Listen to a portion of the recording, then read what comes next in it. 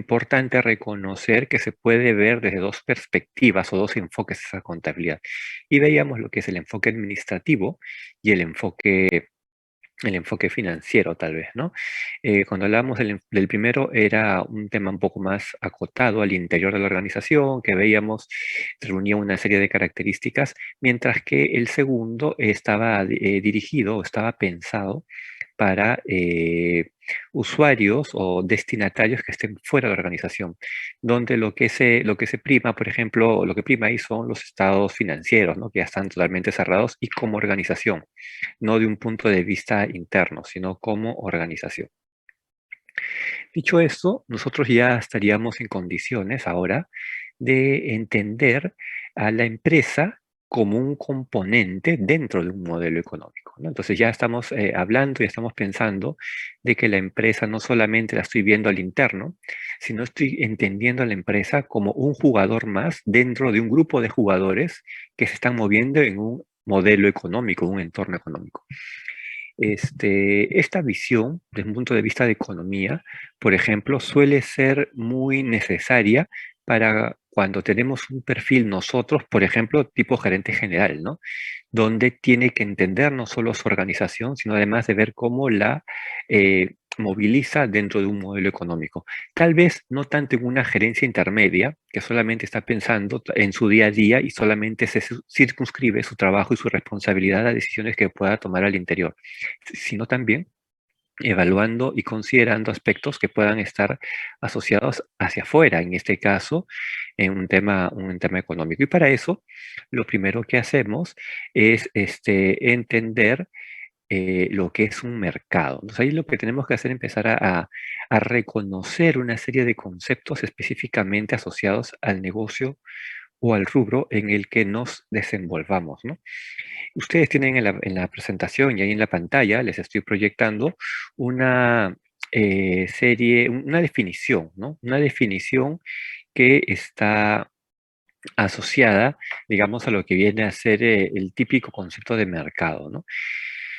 Y el mercado evidentemente ya deja de ser una referencia a un primer momento lo que es un espacio físico, sino un mercado empieza a entenderse como la interacción, más que un lugar, más que una cantidad de jugadores, sino como la interacción entre compradores y vendedores. Un mercado existe en la medida de que hay alguien que esté dispuesto a ofrecer algo y alguien que esté dispuesto a adquirir ese algo que está siendo ofrecido, ¿no? Y ya naturalmente, y como decía, ya quedó en el pasado el pensar que estamos haciendo referencia a un espacio físico, porque en realidad hay mercados electrónicos, ahora más que nunca lo sabemos, ¿no? Cuando estamos volcados prácticamente a hacer toda nuestra vida de manera virtual, de manera digital. Sin embargo, este ámbito de aplicación de mercado en ocasiones no termina siendo muy claro y no es un esquema de definición, digamos, que se llegue a, digamos, que llegue a estar totalmente cerrado en ese sentido, ¿no? ¿Por qué? Porque un mismo jugador puede cumplir ambos roles de comprador y vendedor en un momento determinado. Por ejemplo, ¿no? Un bodeguero, una bodega de barrio, para sus mayoristas termina siendo un comprador. Sin embargo, para el ama de casa que va a comprar sus víveres en esa bodega de barrio, él mismo es el vendedor. Entonces, decimos de que estos ámbitos de aplicación o estas fronteras entre quien es el comprador o es el vendedor, normalmente no siempre son claras, sino depende del contexto y depende de un momento dado, ¿no? En un momento dado, tú eres comprador, en otro momento dado, tú eres vendedor, ¿no? Es como cuando alguien está, por ejemplo, cumpliendo más de más de un rol en un momento dado, ¿no? Y esto es importante entenderlo porque entonces, en este caso del ejemplo del bodeguero, tiene que empezar a reconocerse y a ver cómo desenvolverse cumpliendo ambos roles, como comprador y como vendedor. Para eso es importante y para eso es fundamental que en nuestros países siempre esté definido ya cuál es ese mercado o el modelo económico en el que estemos trabajando, ¿no? Y cuando hablamos de modelo, el que usamos nosotros, por ejemplo, es un modelo de oferta y demanda. ¿De acuerdo? Y para entender un poco mejor este modelo de oferta y demanda, tenemos que definir cada uno de los conceptos. Cuando hablamos de demanda, estamos pensando en los consumidores, en los compradores, ¿no? Y cuando hablamos de oferta, estamos pensando en los proveedores, en los vendedores, ¿no? Las empresas, dicen la lápida. Y si revisáramos libros de economía, vamos a ver que los economistas hacen referencia a la oferta y le llaman el productor, ¿no? Para el economista, el modelo oferta-demanda es la interacción entre el consumidor y el productor de bienes y servicios, ¿no? Acá en la lámina está como empresas, bueno, como vendedor, ese es el que está haciendo, ¿no? El que está participando. Sin embargo, este modelo oferta-demanda, solo funciona y solo se ejecuta eh, cuando los intereses tanto de los consumidores como de las empresas ofertantes terminan coincidiendo en algún punto. Esa coincidencia en un punto se le llama el equilibrio de mercado, ¿no? Y solo en el equilibrio de mercado es que nosotros realizamos la operación, ¿no? O sea, solo en el equilibrio de mercado podemos decir que estamos operando, que estamos comprando, que estamos vendiendo, y como consecuencia de eso podríamos decir de que se están generando estados financieros, ¿no? El estado financiero no se genera por lo que quisiéramos hacer como compradores, ni por lo que quisiéramos hacer como vendedores. El estado financiero lo que hace es mostrar no lo que quieren hacer los agentes, ¿no? En economía se le llama agentes, ¿no? Los compradores y los vendedores son agentes, no lo que quieren hacer los agentes, sino lo que efectivamente hacen. En ese equilibrio de mercado es donde se realiza la interacción entre consumidores. En ese punto. Fuera de ese punto, no hay ninguna interacción, por lo tanto, no hay intercambio comercial, por lo tanto, no hay finanzas, no hay estados financieros. Solamente estos ocurren en el punto de intersección. Pero para entender el comportamiento de estos dos agentes, los que forman la demanda y los que forman la oferta, lo que necesitamos es entender algunos supuestos, ¿no? Entender bien cómo se comportan o cómo piensan estos agentes. Y los supuestos que tenemos que asumir es que en ambos agentes estamos ante agentes racionales.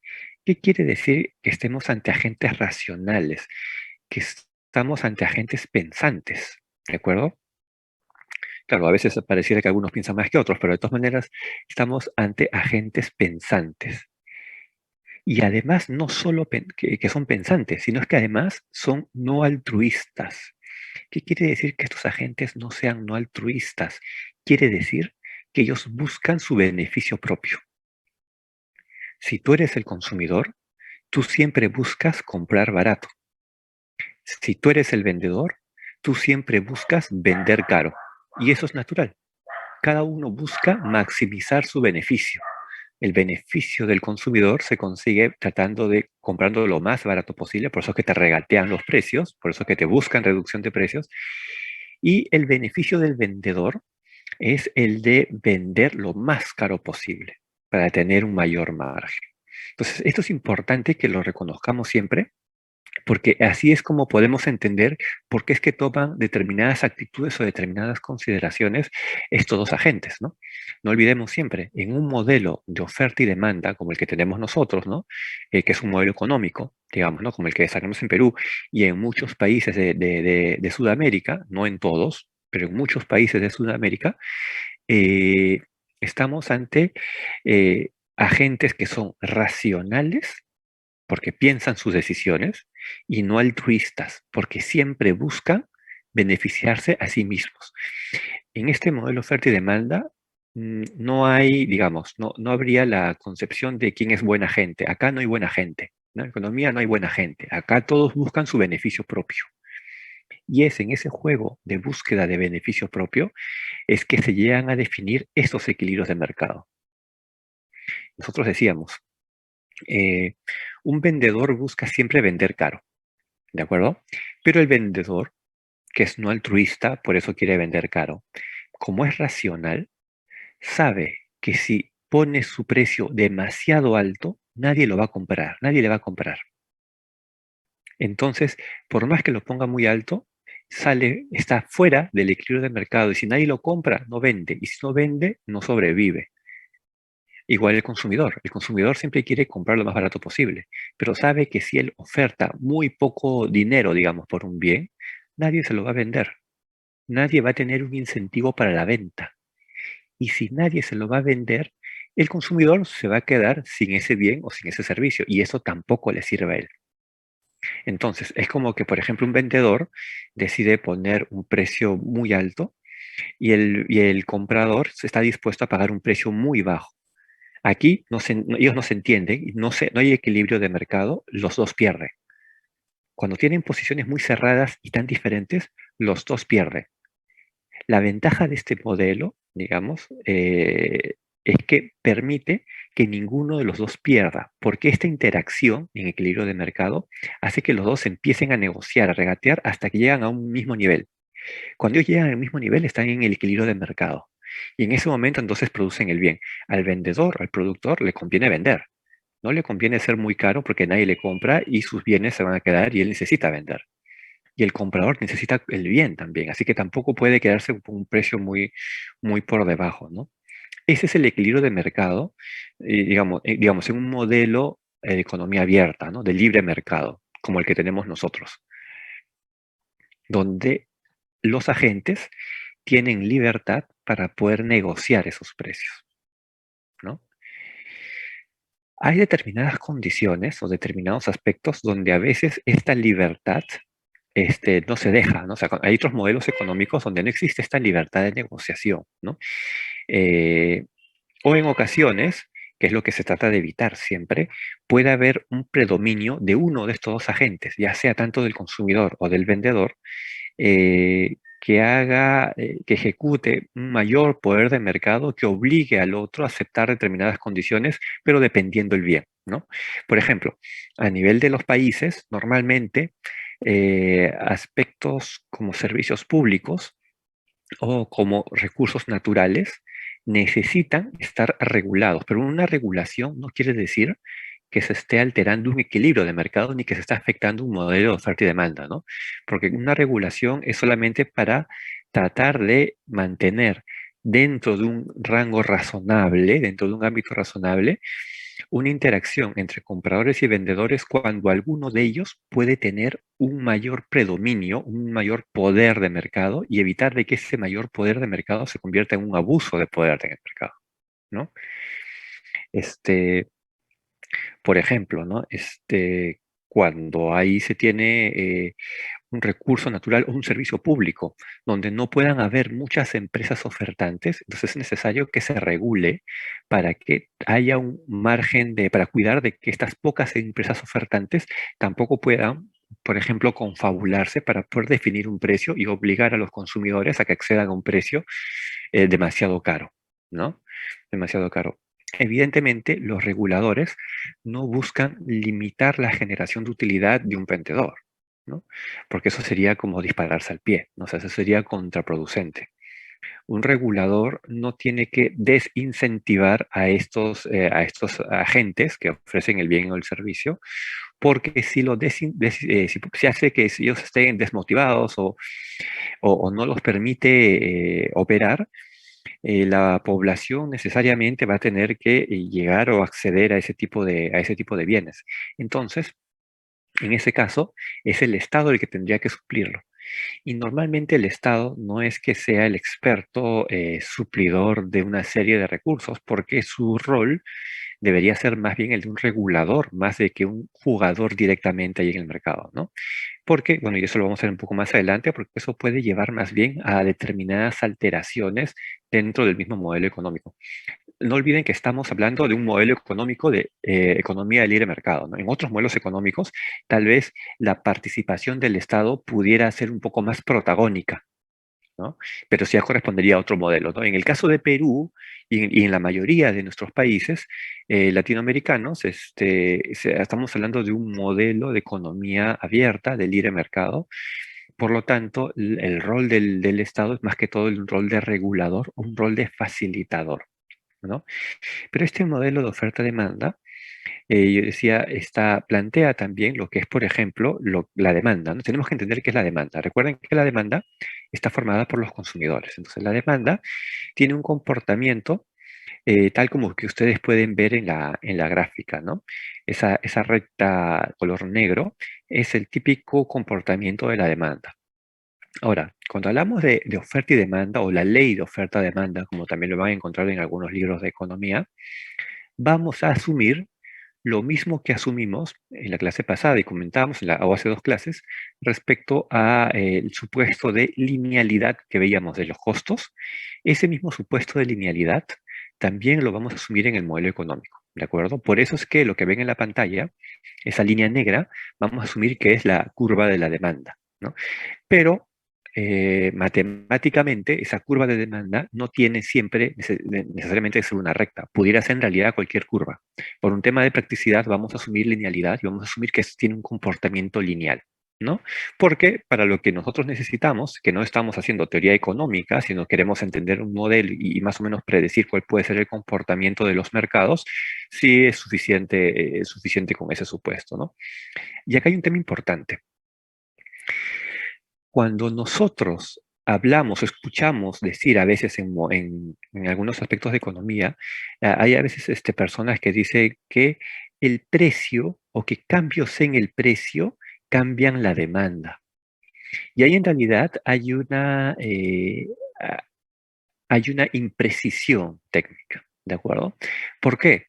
Porque si bien las curvas de demanda, como la que ustedes ven en la pantalla, es una gráfica de precio versus cantidad, ¿no? Precio versus precio en el eje Y, en el eje vertical y cantidad en el eje horizontal, la curva de demanda, o sea, la demanda, no se mueve con el precio. Dicho de otra forma, fíjense en la recta de color negro que está en la pantalla. Esa es la curva de demanda. Y supongamos que el bien está en un precio P sub A. Y ustedes lo pueden ver ahí, el precio P sub A, ¿no? El punto A, que es el precio P sub A. Cuando el precio baja a P sub B, lo que hace el punto es bajar hacia el punto B. Entonces, la pregunta es, ¿la demanda ha cambiado? La demanda es la recta y la recta no ha cambiado. Cuando cambia el precio, tú caminas sobre la recta, tú subes y bajas por la recta, pero la recta no se mueve y la recta es la demanda. Por lo tanto, tú no puedes afirmar que cambios en el precio cambian la demanda, porque la recta no se ha movido, sigue estando quieta, sigue estando estática. ¿Qué cosa es lo que podemos afirmar? Y hay veces donde algunas personas se confunden y por eso cometen ese error. Lo que cambia cuando cambia el precio es la cantidad demandada.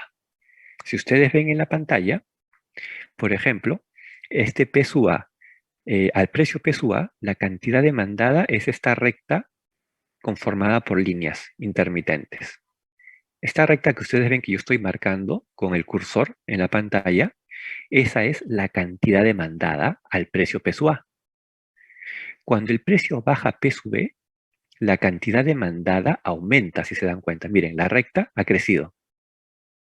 Entonces, ante cambios en el precio, cambia la cantidad demandada, pero no cambia la demanda. La demanda sigue siendo estática. Y esto tiene sentido, porque ¿qué cosa es la demanda? La demanda, recuerden, es el comprador. ¿Y qué dijimos? El comprador es agente racional porque piensa y es no altruista, busca su beneficio. Como es no altruista, cuando el precio baja, el comprador está dispuesto a comprar más. Cuando algo está barato, el comprador está dispuesto a comprar más. Y viceversa, cuando el precio sube, el comprador está dispuesto a comprar menos, porque está caro. Cuando está caro, compran menos. Por eso es que la cantidad demandada se reduce conforme va subiendo el precio. Entonces, no se olviden, y esto es importante, importante incluso como para que lo anoten, ¿no? Cambios en el precio no cambian la demanda. Cambios en el precio cambian la cantidad demandada, que es diferente, pero la demanda sigue siendo la misma. El precio no cambia la demanda. Entonces, ¿qué cosa sí puede cambiar la demanda? Bueno, Cuando hablamos del cambio de la demanda, como ustedes pueden ver en el último bullet de la lámina, se da solo cuando hay determinantes, cuando hay variables exógenas. Una variable exógena sí cambia la demanda. En la gráfica es trasladar esa curva de demanda hacia la derecha, por ejemplo. Cuando se mueve esa línea recta hacia la derecha, ahí sí podemos decir de que se está cambiando la demanda. Ahí sí cambia la demanda. Y esto ocurre solamente con una variable exógena. Y el precio no es exógeno. Por eso es que ante el precio no hay cambios de demanda. ¿Qué cosa puede ser una variable exógena? Por ejemplo, una pandemia. Cuando ha llegado el coronavirus al mundo, las curvas de oferta y demanda de todos los bienes y servicios, todos han cambiado. En algunos casos ha cambiado a favor y otros en contra, ¿no? Pero todos ha cambiado. Por ejemplo, ¿no? Para los productores de mascarillas, ¿no? Las curvas cambió a su favor, porque todo el mundo de un momento a otro tuvo necesidad de comprar mascarillas. Y por ejemplo, si ustedes recordarán, cuando empezó la pandemia, recordarán que los precios de las mascarillas estaban carísimas, ¿no? Comprar mascarillas era caro, porque claro, en ese momento dado no había stock suficiente para todo el mundo querer comprar mascarillas al mismo tiempo. Entonces el precio subió. Ahora mismo la precio de la mascarilla ya bajó. Ahora otra vez las mascarillas están baratas porque ya hay más en el mercado, ¿no? ¿Qué puede ser otra variable exógena? Por ejemplo, un terremoto, una guerra, un descubrimiento tecnológico, por ejemplo. Si llegáramos a encontrar, imagínense, si llegáramos a encontrar, este, o si un científico llegara a producir un motor que funcione con agua y ya no con combustible, ya no con gasolina o petróleo, eso va a alterar las curvas de oferta y demanda de hidrocarburos. Eso va a alterar la oferta y demanda de la gasolina y del petróleo. Un descubrimiento tecnológico. Pero cambios en el precio no. Que sube el costo del barril de petróleo, de acuerdo, eso mueve la cantidad demandada, pero no cambia la demanda. Ahora, hay determinados bienes que, claro, que son bienes necesarios, que sí tal vez haya mayor necesidad de que, o hay mayor disposición de parte del consumidor a aceptar, ¿no? Se dice que el consumidor se vuelve precio aceptante, ¿no? Por ejemplo, si a un momento sube el petróleo, sube la gasolina, ahí, por ejemplo, sí los consumidores muchas veces nos vemos obligados a aceptar pagar precios más altos porque es un bien que no lo podemos reemplazar por otro, ¿no? Pero si, por ejemplo, subiera mucho de precio, no sé, una gaseosa, en el mercado hay más gaseosas. Entonces, un consumidor puede optar por cambiar de gaseosa. Pero hay otros bienes como el combustible que uno no lo puede cambiar. Entonces necesita y está dispuesto a pagar un sobreprecio a veces en un momento dado por ese bien, ¿no? Y este es el comportamiento entonces de la demanda, que es el vendedor. Lo mismo ocurre con la oferta, mire, y es lo mismo. Fíjense en la gráfica. Imagínense que un bien está al precio P sub A. Cuando el precio sube, el vendedor, porque la oferta es el vendedor está dispuesto a vender más, porque es racional, piensa y es no altruista, quiere ganar más. Entonces, si el precio está más caro, quieren salir a vender más productos porque está caro y pueden ganar más, ¿no? Entonces, lo que cambia cuando cambia el precio, en este caso, es la cantidad ofertada, pero no cambia la oferta, porque la oferta es la recta. Nuevamente, al igual que en el caso de la demanda, ¿qué cosa puede mover la recta? La recta la mueve una variable exógena, por ejemplo. Así como veíamos que la pandemia movió la curva de la demanda, también mueve la curva de la oferta, ¿no? Mueve toda la pandemia. En realidad, una variable exógena lo que hace es mover todo el modelo. Mueve tanto la oferta como la demanda. Por eso es que ante una variable exógena es muy difícil predecir económicamente el comportamiento del mercado.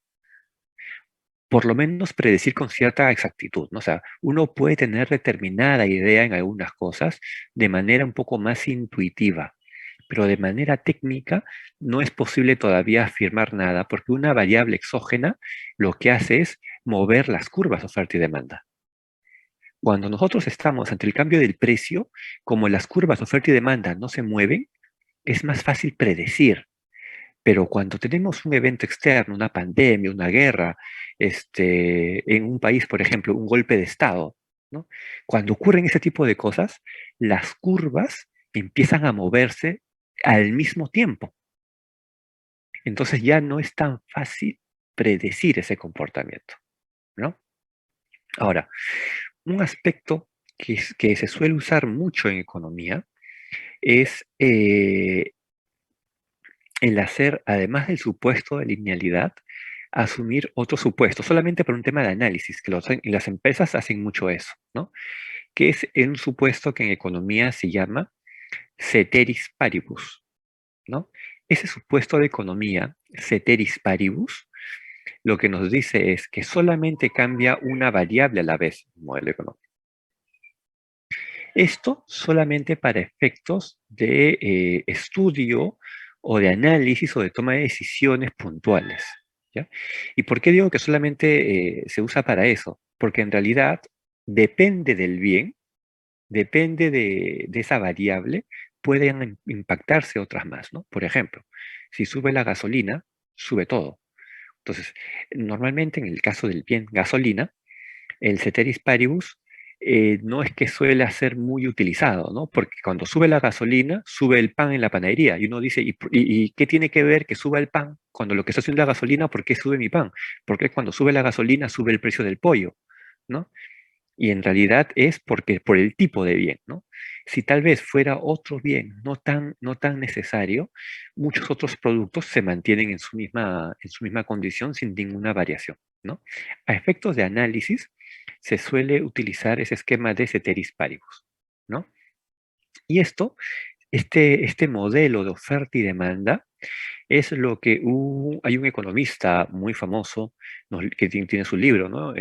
Adam Smith, que seguro ustedes deben haberlo escuchado en algún momento, sus cursos de economía, si recuerdan incluso en la universidad. Y lo que postula Adam Smith es decir, lo que él llama la mano invisible, ¿no? Él dice que en las economías del libre mercado existe una mano invisible, ¿no? Y que esa mano invisible es la que mantiene el nivel de eficiencia en el mercado. Un mercado es eficiente porque hay una mano invisible que lo sostiene. Y esa mano invisible es el modelo de oferta y de libre oferta y demanda, una economía del libre mercado. Es como, si quisiéramos hacer una analogía, es casi como si pensáramos, y ahí de repente nos acordamos de nuestras clases de biología en el colegio, no sé, es lo que se denomina casi como selección natural, ¿no? El modelo de libre mercado lo que dice es, como yo les decía, ¿no? El vendedor que quiere vender caro y el comprador que quiere comprar barato, si se quedan en sus posiciones, los dos pierden porque no venden ni compran. Pero cuando ellos van a negociando y llegan al punto de equilibrio, los dos ganan porque están obteniendo un bien al precio que sí están pagando. Si uno de ellos decide, por ejemplo, un vendedor decide no bajar su precio, ¿qué va a pasar? Nadie le compra. Y si nadie le compra, va a quebrar y va a desaparecer. Lo mismo ocurre con el consumidor. Por eso es que decíamos de que aquellos que toman posiciones muy fijas y no están dispuestos a negociar bajo este modelo, desaparecen del mercado. Ya sea porque nadie le compra o ya sea porque nadie le vende. Y también desaparece, ¿no? Entonces, lo que dice, lo que estipula Adam Smith, es decir, hay una mano invisible que sostiene el modelo económico. Y lo más recomendable, por un tema de eficiencia en el modelo, lo más recomendable es no interferir. ¿Qué quiere decir? Que el precio sea fijado directamente entre compradores y vendedores. Ahora vayamos a un ejemplo práctico, ¿no? La primera clase les decía, la idea de nuestro curso no es tanto hacer pura teoría, sino hacer un acercamiento al mundo práctico, ¿no? Y esto ocurre, por ejemplo, cuando, que seguramente les ha pasado a muchos de ustedes, imagínense cuando toman un taxi, ¿no? Y imaginémonos, por ejemplo, por un momento, imaginémonos que estamos en la Universidad Católica, estamos haciendo la clase presencial Acaba la clase, son 10 de la noche, todos salen cansados de un día de trabajo largo y encima después clases. Y para ir a sus casas van a tomar un taxi, ¿de acuerdo? Entonces, ustedes salen a la puerta de la Católica, imagínense, sale uno y encuentra una fila de 10 taxis, ¿no? Entonces, uno de ustedes se acerca al primer taxi que encuentra en la fila y por decir algo, ¿no? Le dicen de la Católica, no sé, imaginémonos que se van hasta Miraflores, ¿no? Entonces, de la Católica a Miraflores, ¿cuánto me cobran? Bueno, yo no tengo idea cuánto puede ser un taxi, pero imaginémonos, pues, no sé, pues, ¿no? De repente 15 soles, 15 soles, 20 soles, no sé. Supongamos 15 soles, ¿no? Entonces dices 15 soles, te dice el taxista. El taxista es el vendedor del bien. Tú eres el comprador, perdón, el vendedor del servicio, tú eres el comprador del servicio. Los dos son racionales, los dos están pensando y los dos son no altruistas. El taxista va a querer venderle, cobrarle lo más que pueda y ustedes van a querer pagarle lo menos posible por ese servicio. Entonces el taxista te dice 15. Tú que eres racional, tú vas a utilizar estrategias para tratar de bajar el precio. De repente la estrategia que le van a decir es, no, pero si a mí me trajeron por 10. De repente es mentira, ¿no? Pero ustedes van a tratar de bajarle el precio. Le van a decir, pero ¿cómo vas a cobrar 15 si yo vine por 10, ¿no? Entonces, el taxista les ha dado un precio 15, ustedes le están ofertando o le están dando otro precio 10, y lo que van a hacer ustedes es empezar a negociar hasta llegar a un punto. De repente, cuando lleguen a 13 soles o a 12 soles, el taxista está dispuesto a llevarlos y ustedes están dispuestos a pagar por ese servicio. Han llegado a un punto de equilibrio. Sin embargo, este punto de equilibrio no suele ser tan directo porque depende también del poder que tenga cada uno de los agentes en el mercado. ¿Y cómo puedo ver el poder? Imagínense que ustedes salen de la Universidad Católica y encuentran una fila de 15 taxis esperando. Y ustedes son el único cliente que va a tomar el taxi. ¿Dónde creen que pueda estar? ¿Quién va a tener el poder, el mayor poder de negociación ahí? ¿No? Evidentemente, el mayor poder de negociación lo tienen ustedes, o sea, lo vamos a tener nosotros como usuarios del taxi. Porque ustedes van a salir y ni bien estén pidiendo la cotización al primer taxi, van a ver cómo los taxistas que están detrás, ustedes ni siquiera han terminado de preguntar y los taxistas que están atrás ya le están haciendo juego de luces, ¿no? Para llamarlos, para tratar de que vayan a los taxis de atrás. Entonces, y esos juegos de luces los ven ustedes y también lo ve el taxista que está adelante. Entonces el taxista te dice 15, tú le dices, pero me trajeron por 10. Y los dos están viendo que el taxi de atrás ya está haciendo juego de luces para llamar al usuario. Y tú eres el único comprador. Tú tienes mayor poder de negociación. Entonces tú dices, ah, no, muy caro, y te vas hacia atrás. Van a ver que te empiezas a ir al segundo taxi y el primero que te ofertó 15 ya se tira al suelo, ¿no? Y te empieza a decir, bueno, ¿cuánto pagas? Ya, la clásica, ¿no? O sea, ¿cuánto pagas? Ya se fue al suelo. Ya está dispuesto, porque ha reconocido que tú tienes el mayor poder de negociación ahí. Ahora, ¿qué hubiese pasado si fuera al revés? Salimos todos nosotros, imaginémonos, o sea, 50 personas, cada uno, los 50 salimos a buscar taxi y en la puerta de la universidad encontramos un solo taxi disponible. ¿Quién tiene ahora el poder de negociación? Ahora el poder de negociación lo va a tener el taxista. Entonces tú le dices, de acá mira Flores y de repente te dice 25 soles. Y dices, oye, pero ¿cómo que 25 soles? O sea, está loco. Y él te va a decir, bueno, no quiere, entonces avance, avance nomás. Y al siguiente le pregunta, ¿no es cierto? Y de seguro ese taxista hasta internamente se pone a rezar, ¿no? Ojalá que haya alguien para la Molina, ¿no? Y si le saco 60 soles. Entonces, eso es lo que, más o menos, lo que está trasladando ese poder de mercado que está ejerciendo este vendedor. Sin embargo, imagínense este momento, ¿no? Supongamos de que bajo cualquiera fuera del entorno, ya ustedes llegaron a consensuar un precio con el taxista. Imaginémonos que ya aceptó el taxista llevarlos por 13 soles. Tú dices, ya, 13 soles. Y tú le dices, ya, vamos, ¿no es cierto? Y te subes al taxi. El taxista ya está contento porque sabe que ya tiene un servicio.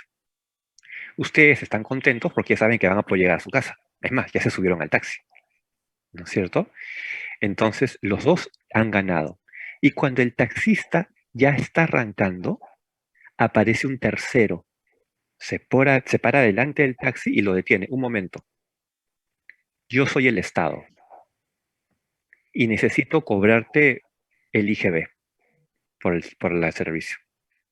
Entonces, el taxista piensa, oye, pero yo estoy dispuesto a llevar 13, no por menos. Y tú estás pensando, pero yo pienso solamente pagar 13, yo no voy a pagar más. Entonces, el problema viene ahora a ver quién paga el impuesto. Entonces, tú dices, el taxista dice, no, pero yo solamente voy a recibir 13, ¿no? Porque que lo pague el de atrás. Y tú que estás atrás, como usuario, le dices, oye, pero yo tampoco te voy a pagar más. Y el que está delante, que se llama Estado, dice, bueno, si aquí no me paga, nadie se mueve. Ni el taxista se mueve, ni el taxista hace el servicio, ni tú te vas a tu casa. Nadie se mueve si es que no me pagan el impuesto. Entonces, ese impuesto es un tercero, el Estado es un tercero en el modelo de economía de libre mercado. ¿Qué cosa te dice el modelo económico? El modelo económico te dice, deja que el comprador y vendedor se pongan de acuerdo entre ellos. Cualquier otra cosa que no sea entre ellos dos ensucia el modelo económico, se ensucia. Entonces, este tercero que se llama Estado, cuando pone el impuesto, está alterando ese equilibrio del mercado. Ahora, esto tiene que entenderse de un punto de vista técnico, ¿ah? O sea, tampoco, esto no quiere decir que ahora estén pensando, oye, en mi curso de titulación dicen que no deberíamos pagar impuestos, ¿no? O sea, nadie va a querer pagar impuestos, porque en la clase de titulación dicen que eso ensucia el modelo y como yo quiero un modelo limpio, entonces mejor no pago impuestos. No, porque el Estado también tiene que mantenerse y la única forma de mantenerse es con impuestos. Además de que el argumento de ese tercero que ha detenido el taxi dice, tienes que darme un impuesto porque yo hago la pista por donde va el taxi. Eso tiene un costo. O sea, el taxista que te lleva, él no ha asfaltado la pista. Le estoy dando esa facilidad, ¿no? Dicho de otra forma, entonces hasta la capacidad de circulación, ¿no? Te estoy dando el uso de los semáforos, todo eso tiene un costo. Y eso es lo que te estoy pidiendo con el impuesto. Entonces uno pensaría, no es posible tener un modelo económico limpio entonces, porque siempre existen impuestos, ¿no? Lo que pasa es que aquí, cuando hablamos de este modelo económico, lo que buscamos es que el modelo sea lo más eficiente posible. ¿Qué cosa quiere decir que sea lo más eficiente posible? Bajo este entendido, dado que el impuesto no se puede eliminar, o sea, no se puede eliminar porque es la única fuente de ingreso para un Estado, la manera de que este impacto sea lo menos posible es que no haya una cantidad muy grande de impuestos. Y esto es diferente a decir que el impuesto sea caro o sea barato. Lo que ensucia el modelo es la cantidad de impuestos, no el valor del impuesto. Dicho de otra forma, es más eficiente para el modelo un impuesto caro que 10 impuestos baratos. Es más eficiente. Porque lo que ensucia el modelo es la cantidad de impuestos. ¿Y por qué la cantidad? Porque a mayor cantidad de impuestos hay un mayor gasto administrativo también de control de impuestos. Pues el problema viene porque cuando hay muchos impuestos, digamos, en número, no estoy haciendo referencia al monto del impuesto, solamente a la cantidad de impuestos, ejercer ese control también genera un mayor gasto. Si tienes 50 impuestos, tienes que tener más inspectores para controlar esos 50 impuestos. Y como el inspector, su sueldo viene de impuestos, entonces para poder pagar a más gente tienes que sacar más impuestos. Si se dan cuenta, empezamos a entrar en un círculo, ¿no? Entonces tengo que crear otro impuesto para pagar el salario a los nuevos controladores de impuestos. Y además, que mientras haya mayor cantidad de impuestos, no siempre es así, ¿no? Pero aumenta la probabilidad incluso hasta de alteración o incluso hasta de corrupción al momento de hacer el cobro de esos impuestos. Porque como hay muchas cosas que controlar, la probabilidad de que a alguien por ahí se le escape algo, ya sea por un evento negativo como un soborno, una corrupción, o ya sea porque no tienes la capacidad administrativa para poder monitorear tantos impuestos. Entonces, pones un impuesto, pero si no controlas que nadie lo cumpla, entonces ¿para qué lo pones, no? Tienes entonces a muy pocos pagando su impuesto de repente y hay otros que esperan no pagar el impuesto Y lo peor que puede hacer a un modelo económico a veces es el tema de las amnistías, ¿no? Porque una amnistía, ustedes han visto a veces en muchos, sobre todo a nivel local, ¿no? En tributos locales, a una municipalidad cualquiera, generalmente en un momento del año dice amnistía tributaria, ¿no? El que no pagó impuestos no importa, paga ahora la mitad y lo nivelamos, ¿no es cierto? Paga la mitad. ¿Cuál es el mensaje que se da ahí con esa amnistía?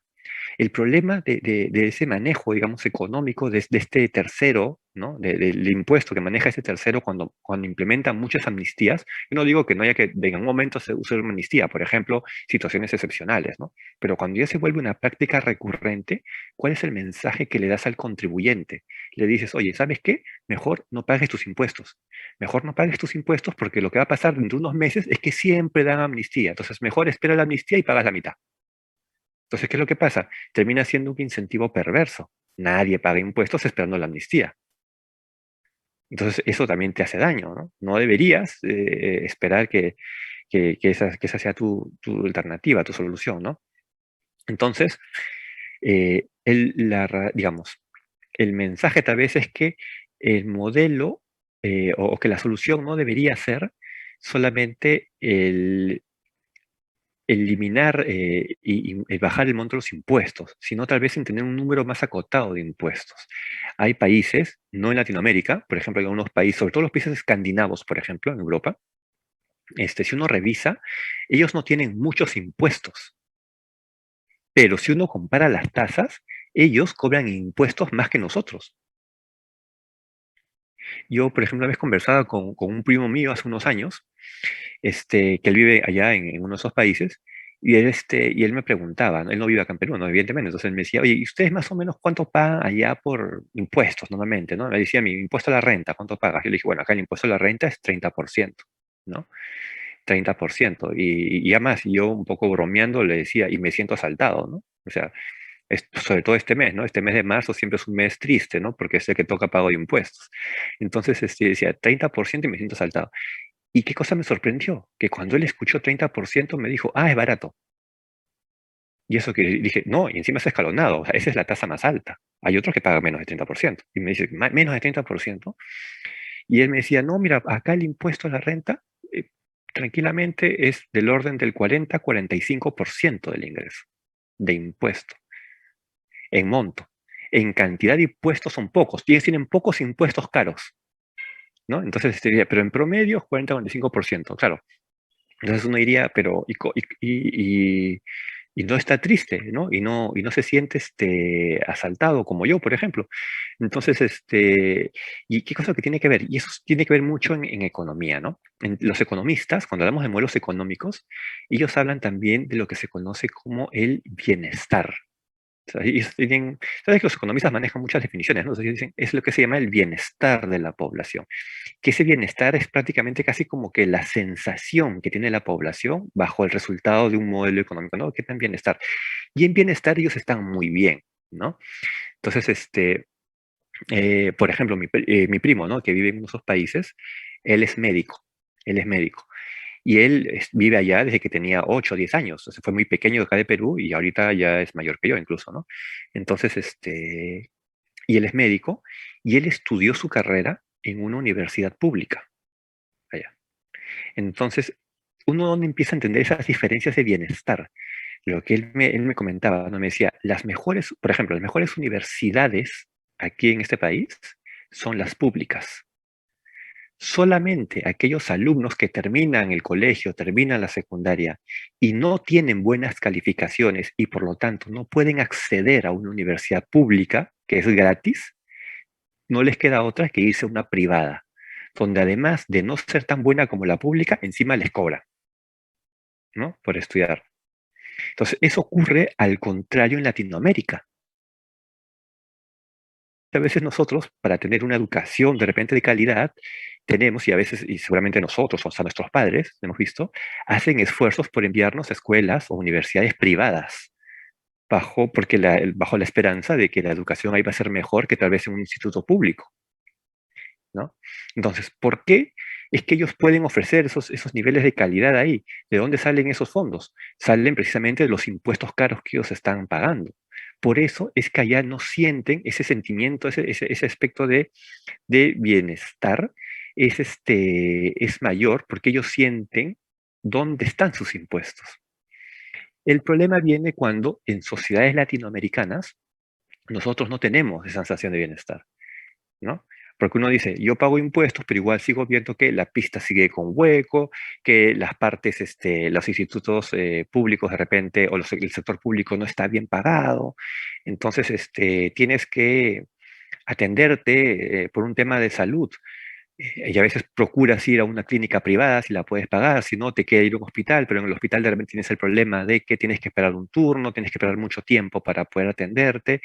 Entonces, eso genera atenta a esa sensación de bienestar, ese concepto de bienestar que habla el economista, y por eso es que podemos nosotros sentirnos más reacios al pago de impuestos, porque el pago de impuestos es la única fuente de financiamiento para eso, ¿no? Y eso entonces es importante nosotros entenderlo, ¿no? Eh, el modelo económico de libre oferta y demanda, de economía abierta, ¿no? De libre mercado, te dice que negocien compradores y vendedores. Entre ellos llegan al nivel más eficiente.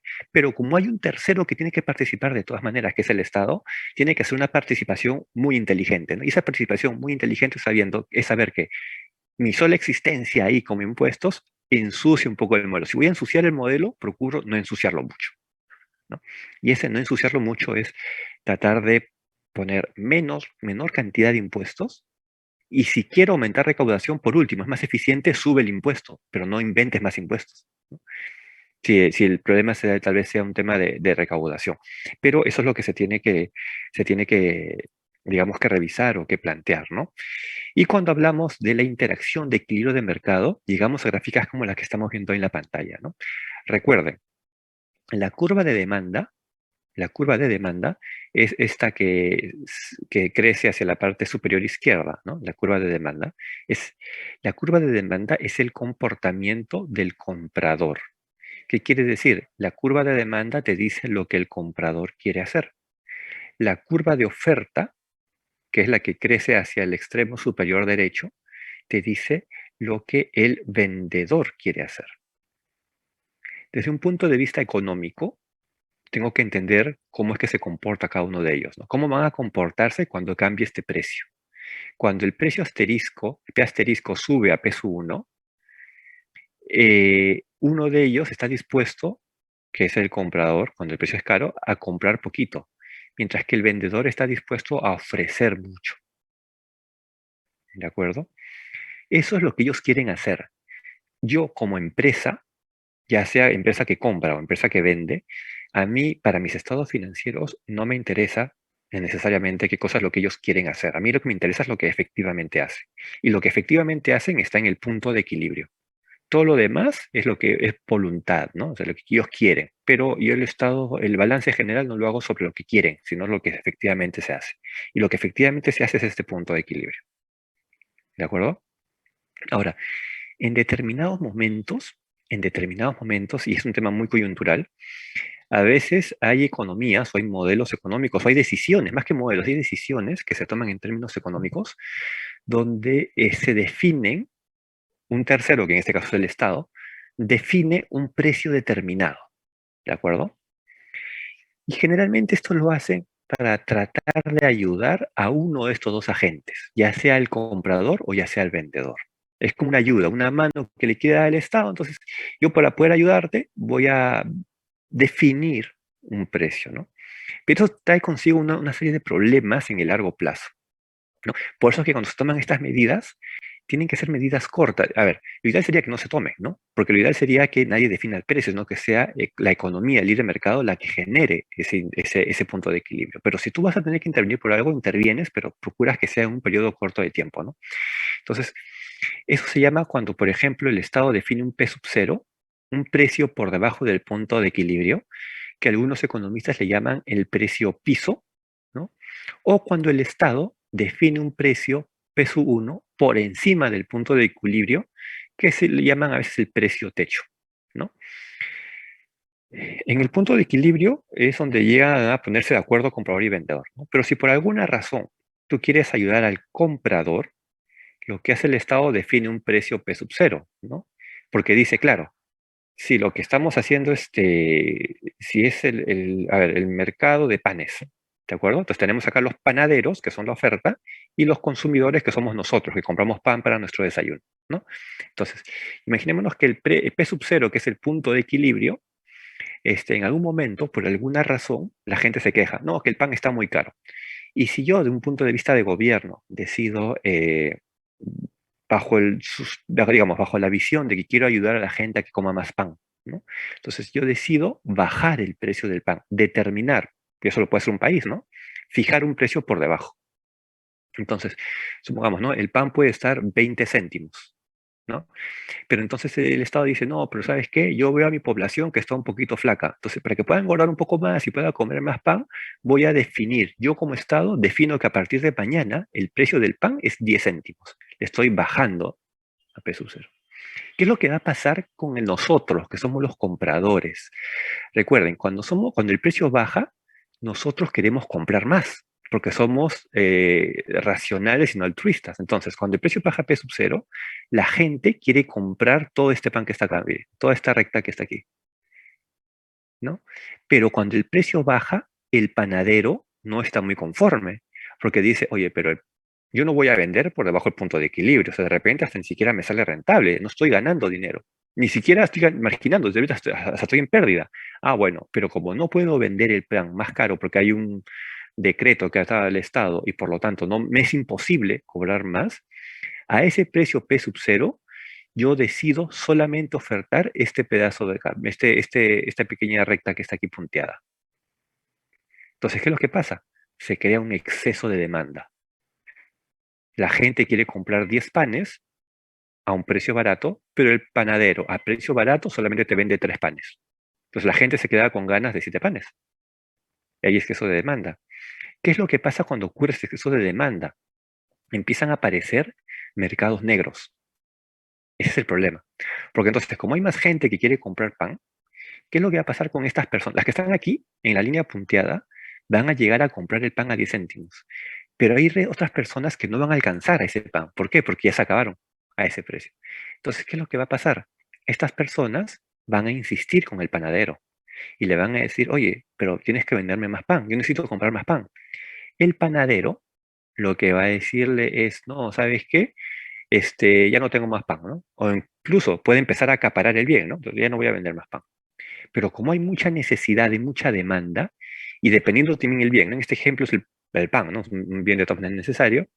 Entonces el panadero lo que le podría decir a las personas es, pero miren, ya se me acabó el pan, pero en todo caso, a ver, date acá una vueltita y tócame la ventana, ¿no? Entonces las personas van, porque tienen necesidad del bien, tocan la ventana y el panadero, de manera extraoficial, te dice, mira, tienes suerte, aquí tengo algunos panes para venderte. Pero ¿sabes qué? El pan cuesta 50 céntimos. Entonces, el consumidor dice, no, pero estás loco. Ya se ha definido que el precio es 10 céntimos por el pan.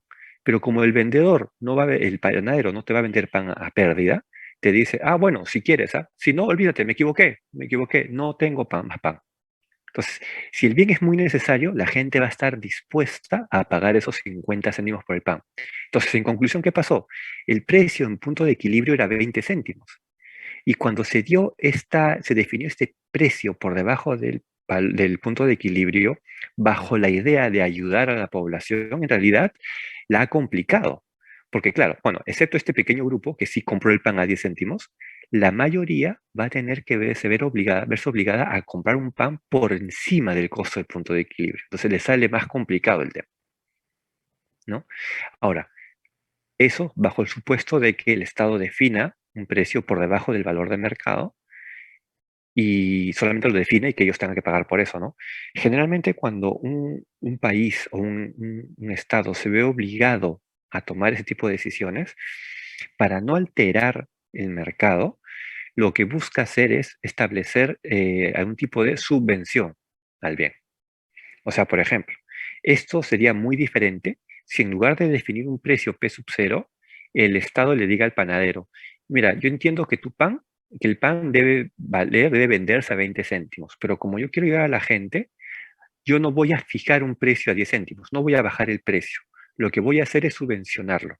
A la gente cóbrale 10 céntimos y los otros 10 céntimos por cada pan te los pago yo como Estado. Entonces el panadero, tranquilo, panadero dice, ah, perfecto, si tú me vas a pagar eso, entonces yo sigo produciendo y la gente lo sigue comprando. La gente paga barato y esa diferencia, y tú como Estado me la completas, ¿no? El problema de que el Estado te complete o de las subvenciones en términos económicos es que la subvención tiene que salir de algún lado, ¿no?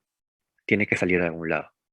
Entonces, si el Estado tiene ahorros, el Estado va a empezar a gastarse sus ahorros para subvencionar un bien a la población, ¿no? Como que yo digo, que insisto, ¿no? Esto pueden ser medidas urgentes en determinado momento y que tienen que ser por periodos muy cortos de tiempo, porque cuando esto se extiende o se vuelve ya algo estable, algo de siempre, algo fijo, este, complica al Estado porque el Estado también se puede quedar sin recursos. ¿Y qué va a pasar cuando el Estado sienta que se empieza a quedar sin recursos? La única forma de conseguir recursos es con impuestos. O sea, va a tener que verse obligado a incrementar la carga tributaria. Y volvemos a lo mismo, pues, ¿no? Entonces, aumentas la cantidad de impuestos, entonces puedes alterar un poco también este modelo de economía de libre mercado y en consecuencia no ayuda mucho a tu modelo, ¿no? Tenemos una pregunta por ahí, ¿sí? ¿Te escuchamos? Sí, profesor, buenas noches. Por Hola. ejemplo, el caso que usted menciona, ¿no? De la subvención, como ejemplo en el caso del PAN, podría verse similar a lo que ahorita por pandemia quizás se estuvo dando, ¿no? Que es la entrega de los bonos, Ujú. ¿no? Que el Estado, o sea, sacaba de sus fondos, ¿no? Del ahorro para subvencionar una parte de los gastos que se, por ejemplo, que se daban en la cuarentena, ¿no? Cuando las personas no podían a salir a trabajar, que poco a poco eso se va agotando y al final estaría cubriendo de los impuestos que nosotros pagamos, ¿no? Ajá, exacto, exacto, ¿no? Como lo indicas, efectivamente, en el caso de estos tipos de subvenciones o bonos, se dan, y como lo acabas de indicar, específicamente acá en Perú se está viviendo, y no solo en Perú, en varios países también, como respuesta a una situación extraordinaria que es la pandemia, ¿no? En una situación extraordinaria es que uno empieza a ejecutar, un Estado empieza a ejecutar ese tipo de soluciones, pero la premisa es que uno espera que esta condición extraordinaria tiene que terminar en algún momento dado, porque no podría el Estado seguir dando bonos para siempre a la población, ¿no? O sea, el Estado se queda sin dinero, y si el Estado se queda sin dinero, la única forma de tener dinero es cobrar más impuestos. Entonces, ¿y ese impuesto a quién se lo cobra? A las mismas personas que de repente hasta están recibiendo los bonos. Entonces, ahí se complica un poco el tema, ¿no?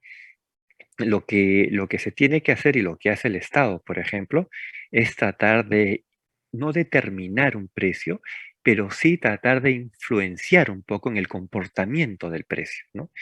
¿Dónde podemos ver un ejemplo muy práctico y muy sensible de esto? Por ejemplo, en las divisas. Ustedes han visto qué es lo que ha pasado últimamente, por ejemplo. Bueno, ahí se tiene varias explicaciones, ¿no? Una de ellas es la económica, pero ¿qué es lo que está pasando con el tipo de cambio? ¿Qué ha pasado con el valor del dólar estos últimos días, las últimas semanas? Es más, creo que ahora mismo no sé cuánto esté, pero creo que la semana pasada el dólar terminó como a 3,70 y algo, 72 creo, no sé. Hoy no he visto, pero no sé cuánto esté el tipo de cambio, pero si se dan cuenta, el tipo de cambio sube. ¿Por qué el tipo de cambio es el precio, ¿no? ¿Por qué el precio de la moneda extranjera, en este caso el precio del dólar, por qué creen que sube?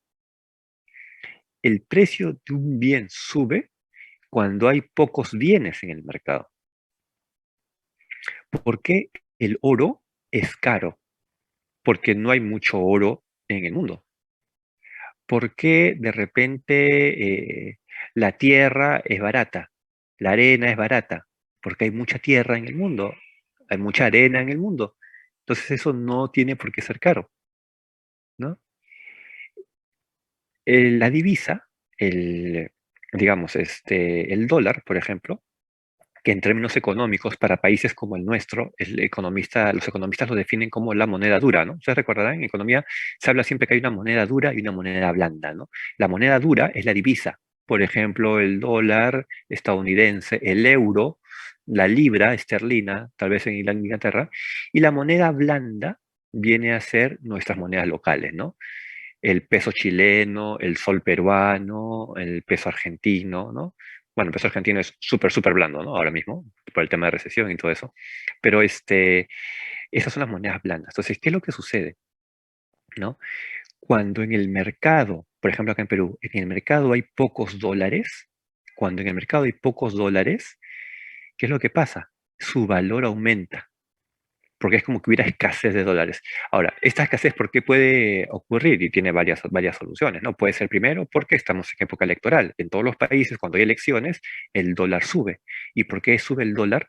Porque como es una moneda dura, las personas, nosotros, cuando estamos ante un escenario de incertidumbre, como por ejemplo en un proceso de elecciones donde uno nunca sabe quién va a ganar, entonces, ¿qué es lo que hace?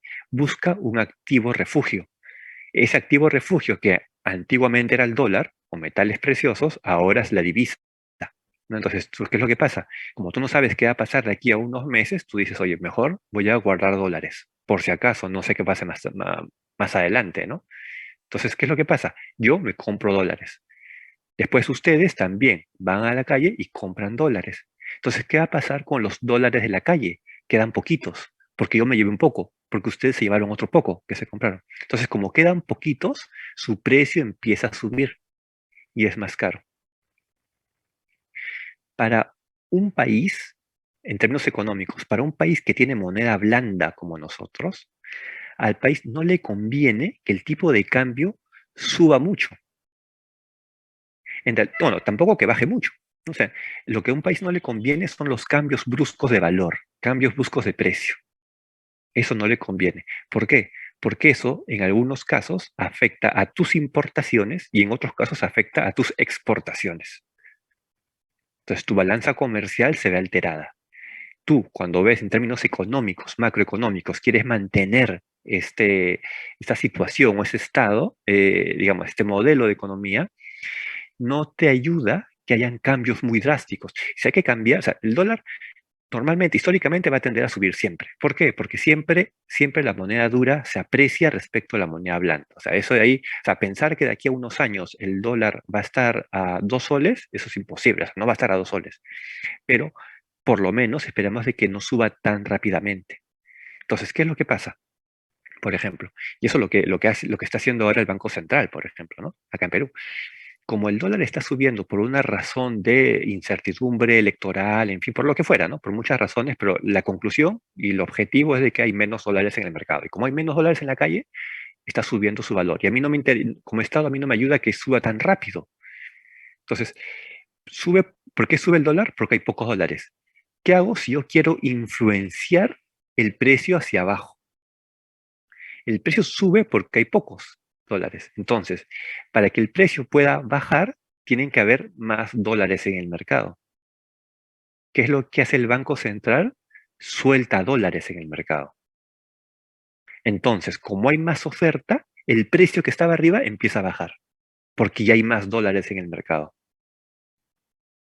Ahora, ¿dónde viene el reto? El reto es que esos dólares, el Banco Central no se los inventa, no los imprime, no los fabrica. Cuando el Banco Central suelta dólares al mercado, los está sacando de sus reservas, de sus ahorros. Y al Estado tampoco le conviene quedarse sin reservas. Un Estado no puede estar sin reservas. Pero entonces ahí, si nos damos cuenta, por eso que yo digo, ¿no? Si en un momento de repente alguno de ustedes llega a ser presidente del Banco Central o llega a ser ministro de Economía, mis respetos, porque ahí tienes que tratar de manejar muchas aristas al mismo tiempo, ¿no? Entonces tú dices, no quiero disminuir reservas, entonces no saco dólares. Sí, pero si no sacas dólares, el precio se dispara. No te ayuda a que se dispare. Ah, entonces saco dólares. Sí, pero si sacas dólares te quedas sin reservas. Entonces, total, ¿qué hago, no? Es complicado. Si hago una cosa, si hago la otra, igual tienes. Y ahí depende mucho entonces de esa gestión técnica de cómo estás. En algunos momentos el Banco Central suelta dólares. En otros momentos lo que le va a tocar hacer es recoger dólares del mercado. Pero tiene que saber en qué momento va a soltar y va a recoger.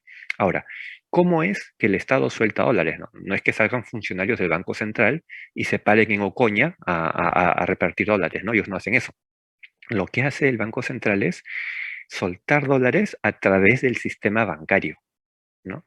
Ustedes saben que los bancos tienen un encaje. ¿no? El encaje es una cantidad de dinero que están obligados a enviar al Banco Central en proporción a los depósitos que captan, ¿no? Que es dinero del banco, pero que va hacia el Banco Central, del banco privado hacia el Banco Central. Entonces, para que los bancos privados tengan más liquidez en dólares, ¿qué es lo que hace el Banco Central a veces? Baja el encaje. Entonces ya le dice, ya no me des tantos dólares, quédatelos tú. Y el banco privado, si se queda con dólares, no los guarda, porque el banco lo que hace con ese dinero es ponerlo a trabajar. Entonces empieza a inyectarlo al mercado, ya sea en modificación de tasas de interés, ya sea de alguna manera.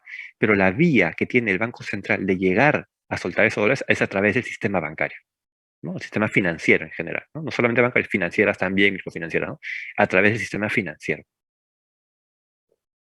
Entonces, eso de ahí, por eso, es de que en ocasiones, ¿qué cosa es lo que atenta al valor del precio de una moneda? Porque acá estamos hablando del caso del dólar, ¿no? Pero ¿qué pasa si pensáramos, por ejemplo, en la moneda local? Y por eso es que a fines de los 80, si recordamos, algunos de nosotros, de repente algunos de ustedes estaban muy pequeños, o eran niños, o éramos niños, ¿no? Porque yo también estoy por ahí también. Entonces, o éramos niños. Entonces, recordamos que a fines de los 80, el Perú tuvo uno de sus procesos inflacionarios más altos en su historia, ¿no? En los últimos años de los 80. ¿Y eso por qué? ¿Y eso qué cosa fue lo que terminó atentando un poco a ese, digamos, a ese resultado? Era el hecho de que en un momento dado, el Estado, cuando había poco dinero, pocos soles, ¿no? En la población, lo que hacía era imprimir billetes, ¿no? Una emisión inorgánica de moneda. Entonces, no tienes respaldo, emites billetes, ¿no? Entonces tú le das dinero a las personas y es más, muchas veces las personas todos los meses tenían aumento de sueldo, ¿no? ¿Por qué? Por un efecto inflacionario y de devaluación de la moneda, ¿no? Entonces, si antes tú comprabas el pan con un billete, al día siguiente tú comprabas el mismo pan con dos billetes. Y a 3 días después lo comprabas el mismo pan por tres billetes. Entonces, para que las personas no sientan ese golpe, en algún momento se empezó a emitir muchas monedas, lo que le llamaban a veces la maquinita, ¿no? Empezás a imprimir muchos billetes. Pero ¿qué es lo que sucede? Y es un tema netamente económico, ¿ah? ¿Qué pasa cuando algo abunda en el mercado? ¿Por qué el aire en general, ¿no? Que está en las calles, el aire es gratis? Porque hay mucho aire, ¿no? ¿Por qué el petróleo cuesta? Porque el petróleo no lo encontramos en cualquier lugar.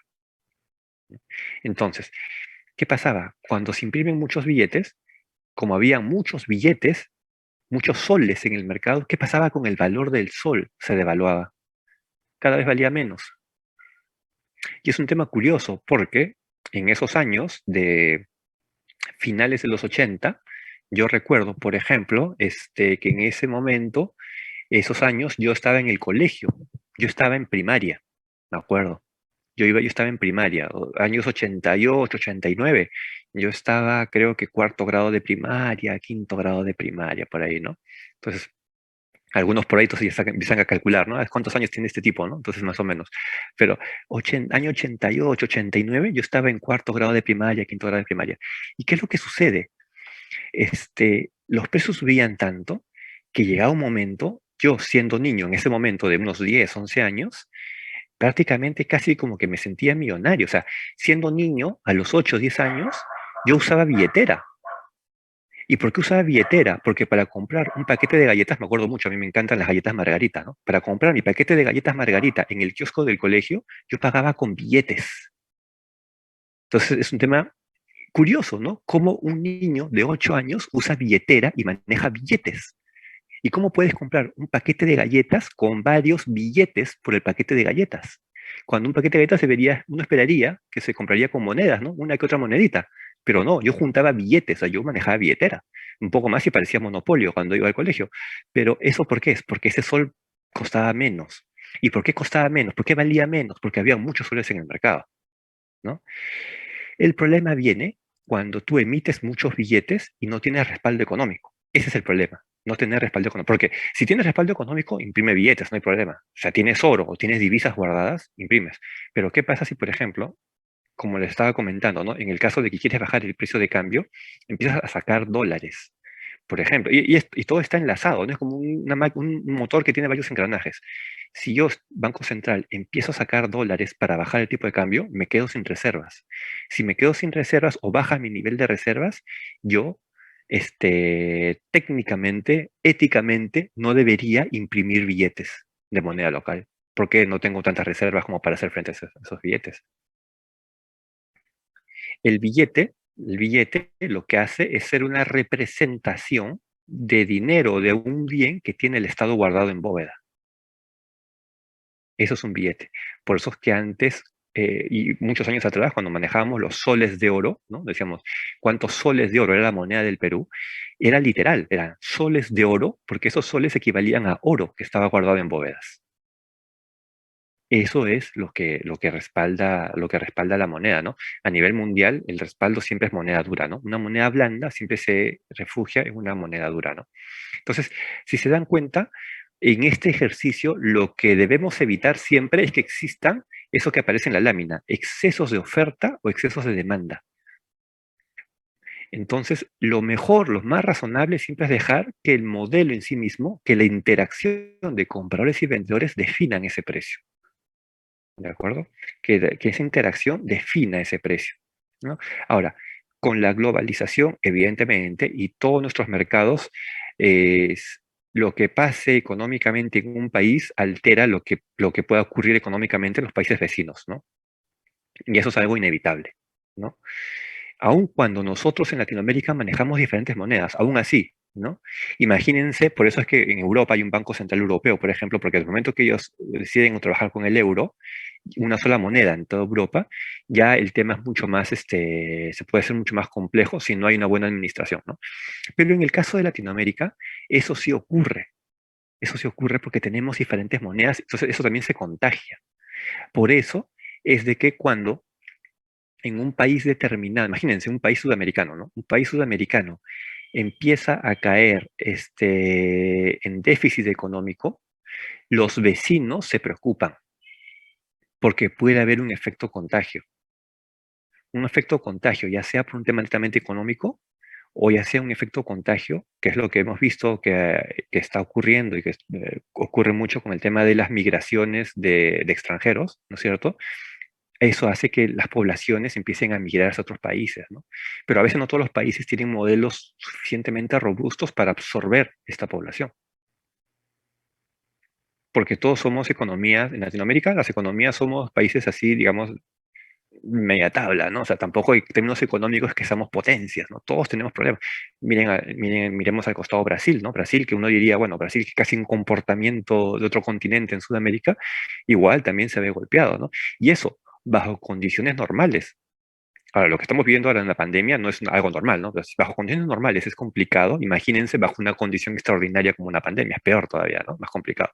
Entonces, lo que buscamos siempre es tratar de evitar este tipo de situaciones o de excesos, ¿no? Ya sea tanto de oferta como demanda. Y eso nos lleva también a entender que existen tipos de mercado, ¿no? Entonces, acá ustedes tienen una lámina. Esta lámina es importante, por ejemplo. Yo que ustedes la revisaría siempre bien, ¿no? La estudiaría sobre los modelos que existen o sobre los tipos de mercado que pueden existir en el modelo, ¿no? Lo importante es entender, por ejemplo, que pueden existir mercados de competencia perfecta, como el primer cuadrado que ven en la lámina, y los de competencia imperfecta. Los tres que están abajo, los tres son competencia imperfecta. O sea, si quisiéramos tener dos grandes grupos, tenemos un grupo de competencia perfecta y un grupo de competencia imperfecta. En un tipo de mercado de competencia perfecta, como dice la lámina, hay muchos ofertantes, hay muchos vendedores, hay libertad de entrada para los vendedores y el producto es homogéneo o el servicio es homogéneo. ¿Qué cosa quiere decir? De que no hay diferencias de calidad, que todos producen a la misma calidad. ¿De acuerdo?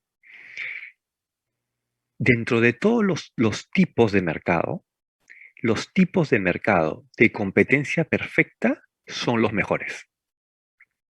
Son los mejores. Porque hay muchos ofertantes, hay muchos vendedores, cualquiera puede ser vendedor y todos venden productos de buena calidad. Por eso es que eso es el mejor tipo de mercado. Esa es la buena noticia. Ahora, si hay una buena noticia, hay una mala noticia. La mala noticia, ¿cuál es? Que estos tipos de mercados de competencia perfecta no existen. Esa es la mala noticia. ¿Por qué no existen? Porque siempre, siempre hay un agente, ya sea comprador o vendedor, que tiene un poco más de poder negociación que otro. Siempre. Por eso es que los mercados de competencia perfecta, si bien son los mejores, no existen. ¿Qué cosas es lo que existen? Los tres que vemos abajo. Hay mercados de competencia monopolística, hay oligopolios y también hay monopolios. Todo eso son tipos de mercado de competencia imperfecta. ¿Qué es lo que sucede cuando hay mercados de competencia imperfecta? Se vuelve necesario entonces lo que hablamos al empezar la clase, ¿no?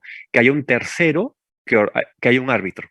Necesitamos un árbitro, un referee, ¿no? Cuando hay competencia imperfecta necesitamos un tercero que defina reglas de juego. Ese es el Estado. ¿Y el Estado bajo qué define reglas de juego?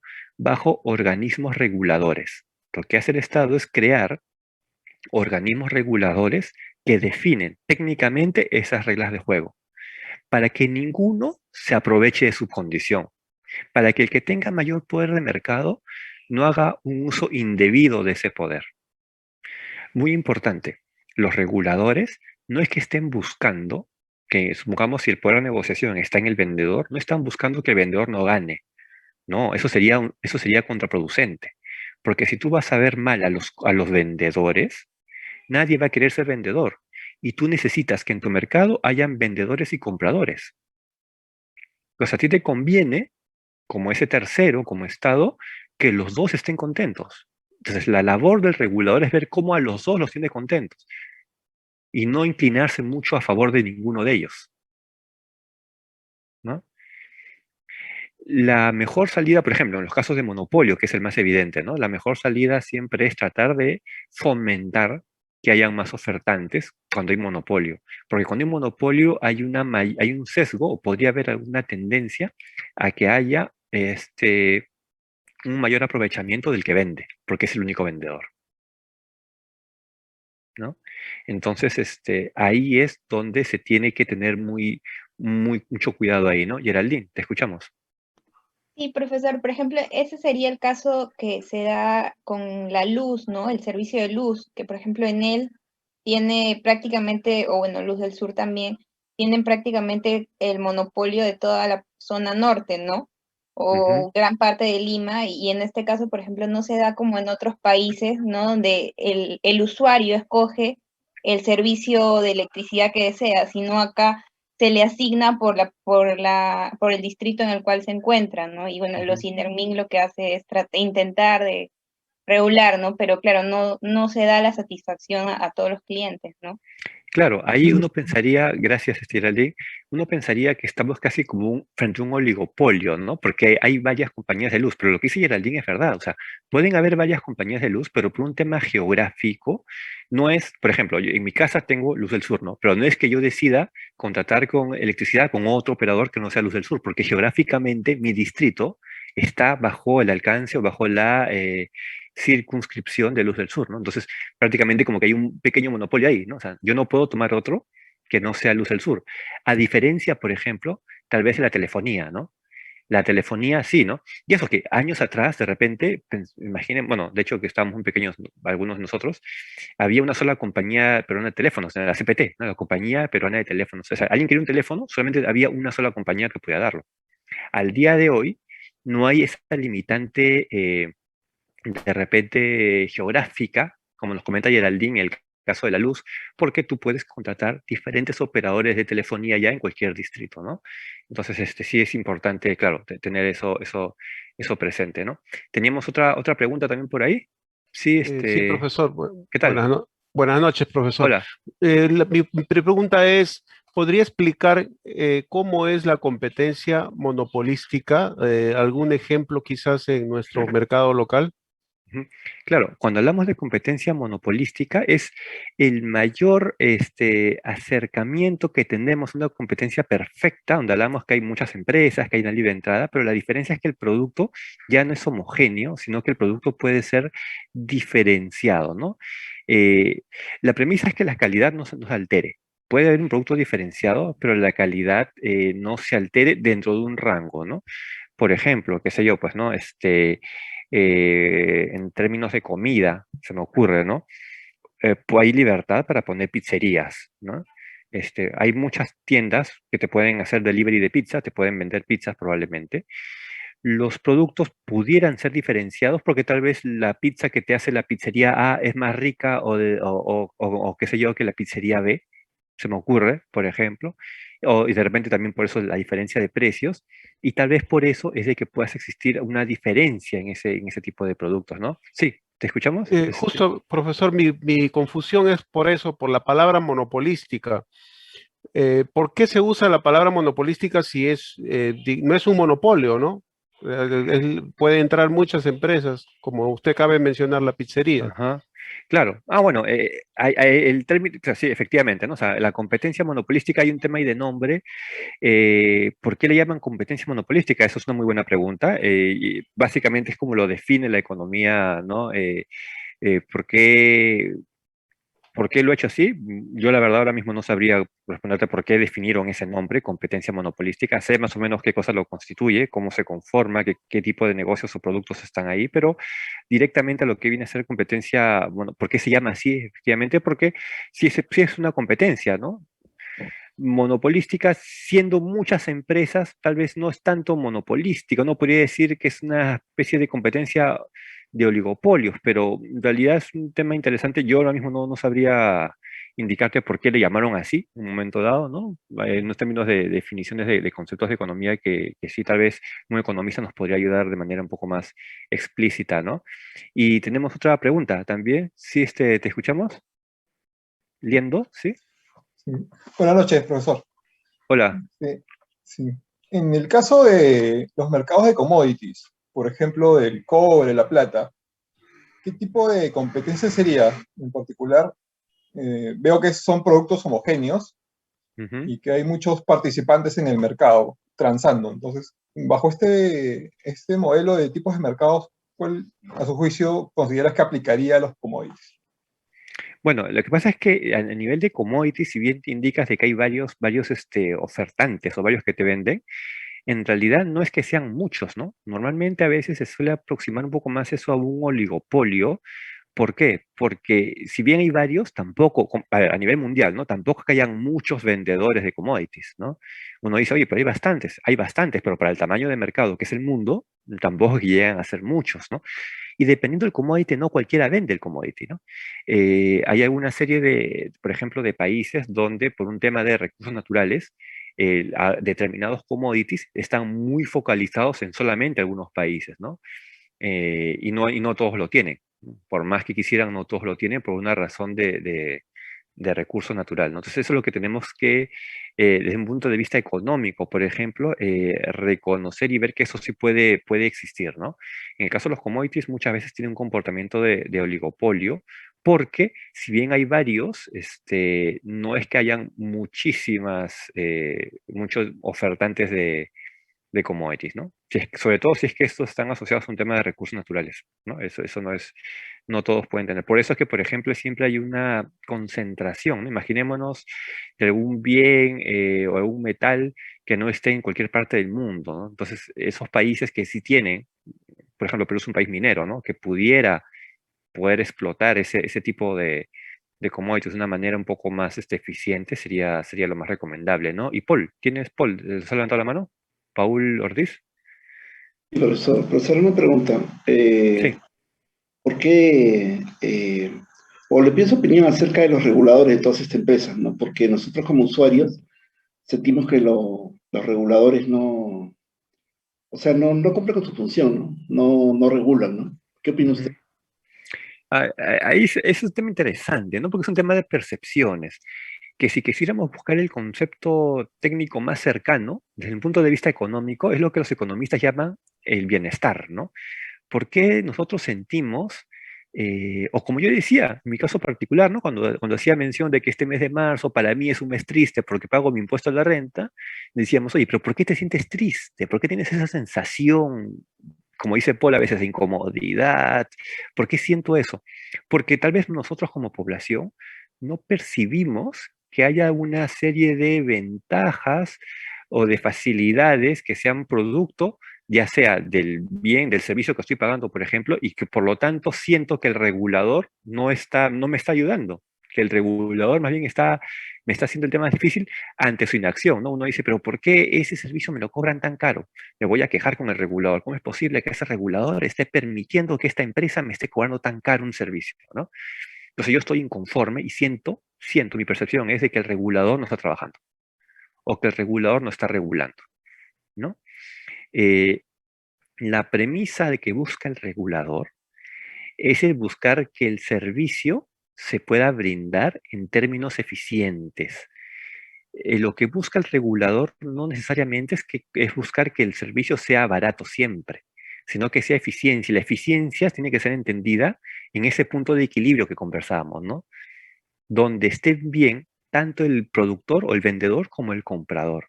Si pensáramos que un regulador debería tener como único objetivo la reducción del valor del servicio, la reducción del precio, imaginémonos en el caso de la luz, ¿no? Si pensáramos que el regulador es buen regulador, si es que logra que mi recibo de luz mensual sea un sol, yo digo, excelente regulador, él sí piensa por mí, ¿qué es lo que va a pasar?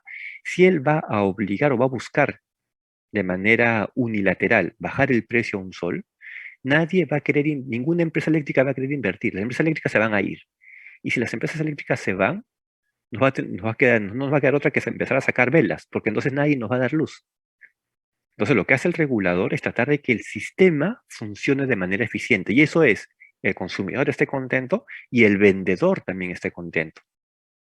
Porque el vendedor también tiene que trabajar y generar cierta utilidad, ¿no? Evidentemente, lo que no se quiere tampoco son abusos, pero hay que reconocer que también se necesita mejorar, ¿no? Eso, por ejemplo, eh, yo hace unos años participé en una reunión. Yo casi siempre he trabajado en banca, ¿no? En el sistema financiero en general en Latinoamérica. Entonces, hace unos años yo estaba en una conferencia donde participaban precisamente reguladores bancarios de toda Latinoamérica, ¿no? Yo no era regulador bancario, yo era sector privado, trabajaba en la banca privada, pero me invitaron solamente porque era un evento y bueno, me invitaron a mí para escuchar, ¿no? Y algo que me pareció interesante, este, todos los reguladores bancarios de Latinoamérica, le estoy diciendo de hace como le estoy hablando yo de hace unos 6 años atrás más o menos, ¿ah? Todos estaban haciendo una presentación, ellos se presentaban. Y algo muy curioso, ¿no? Todos los reguladores siempre se presentaban como qué cosas es lo que hacen, su misión, su visión. Y ellos decían, yo busco controlar, yo busco regular, yo busco monitorear. Todos siempre eran en ese tipo de verbos, ¿no? Controlar, monitorear, todo eso. Hasta que llegó un regulador, recuerdo mucho un regulador centroamericano, de un país de Centroamérica, y él dijo que su razón de ser como regulador era buscar el crecimiento del sector bancario en su país. Fue el único. Todos los reguladores tenían la misma visión. Yo quiero controlar, yo quiero supervisar, yo quiero monitorear. Y solamente ese regulador dijo, yo quiero que mi sistema bancario crezca. O sea, yo quiero fomentar, como era regulador bancario, decía, yo quiero fomentar que cada vez hayan más bancos, que que aparezcan más bancos privados. Al haber más bancos, hay más oferta y por lo tanto, la gente que tiene sus ahorros tiene más de dónde escoger. Y como son varias ofertantes, como yo busco que sean muchos bancos, entre los bancos que quieren también, que evidentemente son racionales y no altruistas, ellos quieren ganar dinero, entonces vayan a empezar entre ellos a pelear ofreciendo los mejores beneficios a esos depositantes para captar esos fondos. Pero ese regulador decía, yo no voy a conseguir eso si, por ejemplo, le pongo muchas trabas a los bancos que quieran venir acá. Porque si le pongo muchas trabas, nadie va a querer venir, ningún banco va a querer venir a este país. Y si ningún banco quiere venir a este país, los pocos bancos que existan en el país podrían, no quiere decir que siempre sea así, ¿no? Pero podrían aprovecharse de eso. Y yo como regulador, decían ellos, lo que quiero entonces es que vengan más bancos. Y para eso yo logro que crezca. Y un tema muy curioso, ¿no? Porque justo como mencionaba Paul, ¿no? A veces nosotros sentimos como que el regulador no nos ayuda porque tal vez no está controlando o castigando mucho al ofertante. Y en realidad la función del regulador no necesariamente sea eso, ¿no? Sí, Paul, te escuchamos. Profesor, y en su opinión, ¿qué papel juega la ética con los reguladores? Lo que pasa es que la ética es mantener siempre que las cosas se hagan de manera correcta, ¿no? O sea, éticamente responsable y que no sea solamente legal, ¿no? Porque casi es un tema que incluso en algunas conferencias yo he debatido, incluso con grandes amigos abogados, ¿no? Cuando dicen, no, es que legalmente esto, legalmente se puede hacer esto, legalmente no es posible. Y algo que yo siempre lo he dicho en varias conferencias que he tenido oportunidad de participar, es decir, no siempre lo legal es ético. Eso tenemos que tenerlo presente, ¿no? Entonces, a veces hay cosas que pueden ser muy legales, pero que no son éticas.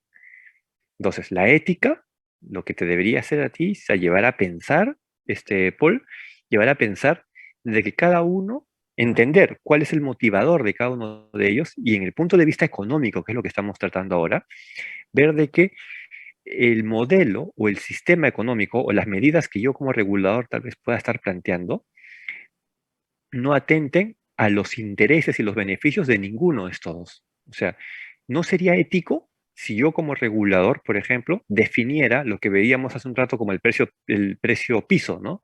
Un precio tan barato para que entonces la gente pueda acceder en masa a ese servicio cuando sé que tal vez estoy atentando al productor del servicio, porque le estoy haciendo, puedo bajar tanto el precio que hasta pueda trabajar a pérdida. Y eso a mí no me conviene. Ahora, entonces uno diría, pero éticamente me siento mejor con los consumidores. Pero si hago al revés, éticamente, si es que creo darle eso a ética, ¿no? Eso no es ética, evidentemente la ética es hacer las cosas correctas. No necesariamente a veces los dos pueden estar, pueden tener esa sensación de que están ganando algo, pero tampoco puede irse al otro extremo. Poner precios caros, porque entonces estarías dejando de lado a todas las personas que necesitan ese servicio, ¿no? El caso de la ética, el caso de la ética asociada a economía, para empezar, es un tema muy sensible porque parte del reconocimiento que tenemos y el entendimiento de que los agentes, compradores y vendedores, necesitan sentir ese bienestar. El bienestar que habla la economía no solamente es pensar en el consumidor, bienestar también es pensar en el vendedor, ¿no? No pensar solamente en el consumidor, sino también pensar en el vendedor. Lo complejo muchas veces en esto es de que no es sencillo tener a ambos lados contentos a veces, ¿no? Entonces tú necesitas empezar a gestionar una serie de variables para que más o menos por lo menos el modelo pueda ir caminando, ¿no? Siempre va a haber, en términos de percepción, alguien que le va a parecer que algo es muy caro o alguien que es muy barato, ¿no? Y de repente ahí la percepción o la salida que pueda haber es de que no, tal vez es que un consumidor, por ejemplo, pueda que no esté en el mercado correcto. Yo recuerdo en alguna oportunidad, este, conversaba yo con una amiga que es gerente de marketing, ¿no? De una empresa, y hablábamos, no sé, de automóviles, creo. Entonces yo le decía y le discutía, a mí me gustan los carros, a mí me gustan los carros. Entonces yo le decía, oye, pero esta marca de autos me parece que es muy cara. Está mal esta marca porque estás ofreciendo aquí en Perú autos muy caros. A ese precio nadie lo va a comprar. Y lo que me decía mi amiga de manera un poco más, de manera muy educada, muy técnica, y aprovechó también para decirme pobre, ¿no? Porque me dijo, lo que pasa es que tú no formas parte de ese mercado. Ese auto es caro, pero hay gente que sí lo puede comprar. Ahora, que tú no lo puedas pagar es otra cosa, me dijo, ¿no? O sea, que tú no puedas comprarte ese carro ya es un tema tuyo. Pero no digas de que entonces la marca está mal en traer esa marca, ese modelo de auto caro, porque hay gente en Perú que sí lo puede comprar. Entonces, a veces lo que sucede es de que tenemos la percepción como es interna y subjetiva, la pensamos mucho de nuestra óptica. Y nuestra óptica no es la óptica del modelo económico en general. O sea, la economía no se comporta como tú te sientas necesariamente. Ahora, ¿es un indicador cómo tú te sientes? Sí. Y en la medida de que tú puedes formar parte de un grupo grueso de la población, pero no quiere decir que sea solamente eso, ¿no? Este, no sé, Paul, si tienes otra inquietud o es que la mano se quedó levantada. Ajá.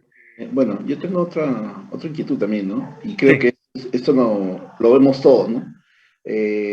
Por ejemplo, cuando suben los combustibles, ¿no? Y salen los reguladores a decir, no, el combustible ha subido todo, y inmediatamente suben los precios del combustible. Y todo lo vemos cuando vamos al grifo, todo, ¡pum! Al día siguiente ya cambian todos los precios. Pero cuando hay una baja a nivel mundial o algo, no lo bajan. Ujú. Ahora es más, los tienen que obligar a bajar. Entonces yo pregunto, ¿qué papel juegan los reguladores ahí? Claro. En el caso de los combustibles, ahí es un tema muy interesante, Paul, ¿no? Porque ¿qué es lo que sucede? Y es verdad, cuando el precio sube del petróleo, inmediatamente cambia el precio en todas las gasolineras, inmediatamente. Pero cuando el precio baja, los precios no bajan tan rápido, ¿no? ¿Cuál es el argumento del grifero? El argumento del grifero es que ese petróleo que está guardado en su tanque, en el sótano del grifo, lo compró a precio caro. O sea, él te va a decir, ok, correcto, el precio ha bajado, pero ese precio que ha bajado es para el petróleo que compre ahora. Todo lo que yo tengo guardado lo compré la semana pasada y la semana pasada el precio era más alto. Entonces yo no voy a venderte por debajo de ese precio. Punto discutible, ¿no? Y es punto discutible ¿por qué? Porque algunos griferos podrían aprovecharse, ¿no? En el sentido de que, ¿quién te asegura de que esa gasolina que está en el sótano del grifo la compras una semana? Y de repente la compró recién a precio barato. Ahora, eso entonces no se puede probar, es difícil de probar. ¿Qué es lo que tiene que hacer el regulador entonces? Ver de qué manera puede ayudar a alinear un poco este precio. Porque claro, el regulador podría obligar de que, ¿qué pasa si el precio bajó el día de hoy? Entonces le dice, mañana tienes que bajar los precios en todos los grifos, inmediatamente, ¿no? Pero pongámonos en el papel del grifero, que se sobreestoqueó a precio caro. Eso va a desincentivar que en un futuro se sobreestoquee, porque va a decir, mira, me han obligado a vender ahora más barato cuando yo lo compré caro, ¿no? Entonces, ¿qué es lo que, tal vez, y realmente por eso decía la referencia a la ética, Paul, ¿no? Nos decía, ¿qué cosa tal vez lo que debería pensar el grifero? Va a ser un tema de gestión de riesgos. ¿En qué sentido? Dependiendo del bien que produzca, en este caso si fuera combustible, porque puede ser para cualquier bien, tiene que ser consciente que ese precio se puede mover de repente hasta a nivel internacional y ni siquiera el Perú puede alterar ese precio, ¿no? Entonces, eso tiene que llevarlo a, de manera eficiente, manejar niveles de stock que ante cambios bruscos, como el que me comentaba Paul, tampoco me vaya a afectar a mí como grifero. El objetivo del regulador es que el bien o el servicio se pueda dar y se pueda mantener en el tiempo. Evidentemente, para que se mantenga es a un precio que el consumidor puede pagar y a un precio que el productor o el vendedor está dispuesto a seguir vendiendo. Entonces, es muy bueno el ejemplo que pone Paul, porque uno lo ve, no lo ve. Entonces, ahí pareciera de que no pareciera, es así, cuando el precio de la gasolina sube, todos los grifos cambian de precio inmediatamente, pero cuando baja, no lo hacen a esa misma velocidad, se demoran un poco. El argumento de demorarse un poco es que estaban sobreestoqueados. O sea, el argumento que ellos dicen puede ser verdad, como no puede ser verdad, es que ellos habían sobreestoqueado y que eso lo compraron a precio antiguo. Y que más bien cuando se acabe ese combustible, ahora sí, el nuevo combustible que compren barato lo van a vender barato. ¿Cuál es el rol del regulador? No es sencillo, pero va a tener que definir y decidir en todo caso hasta qué punto ese argumento podría tener sentido o no podría tener sentido. Pero siempre pensando en que como regulador tienes que mantener ambos lados, o sea, tienes que mantener al consumidor y al vendedor contentos. No puedes pensar solamente en un lado. El reto de los reguladores es que no pueden pensar solamente para uno de los dos lados. Tiene que pensar para los dos lados. Por eso es que a veces no es tan complicado. A veces a nosotros nos cuesta un poco más de trabajo entender eso o pensar eso porque nosotros estamos siempre en un lado, no estamos en los dos lados. Estamos siempre por un lado y generalmente estamos en el lado del consumidor. Entonces nosotros siempre sentimos o tenemos esa percepción de que si los precios son caros de un bien regulado es porque el regulador no está haciendo su trabajo, ¿no? Cuando no necesariamente es así. Y una de las razones por las que precisamente los reguladores existen es cuando en los mercados hay fallas, lo que se denomina una falla de mercado. Es cuando el funcionamiento del mercado no está siendo eficiente en un modelo, ¿no? Cuando no está siendo eficiente, en la lámina dice, en estos casos existe posibilidad para la intervención del Estado.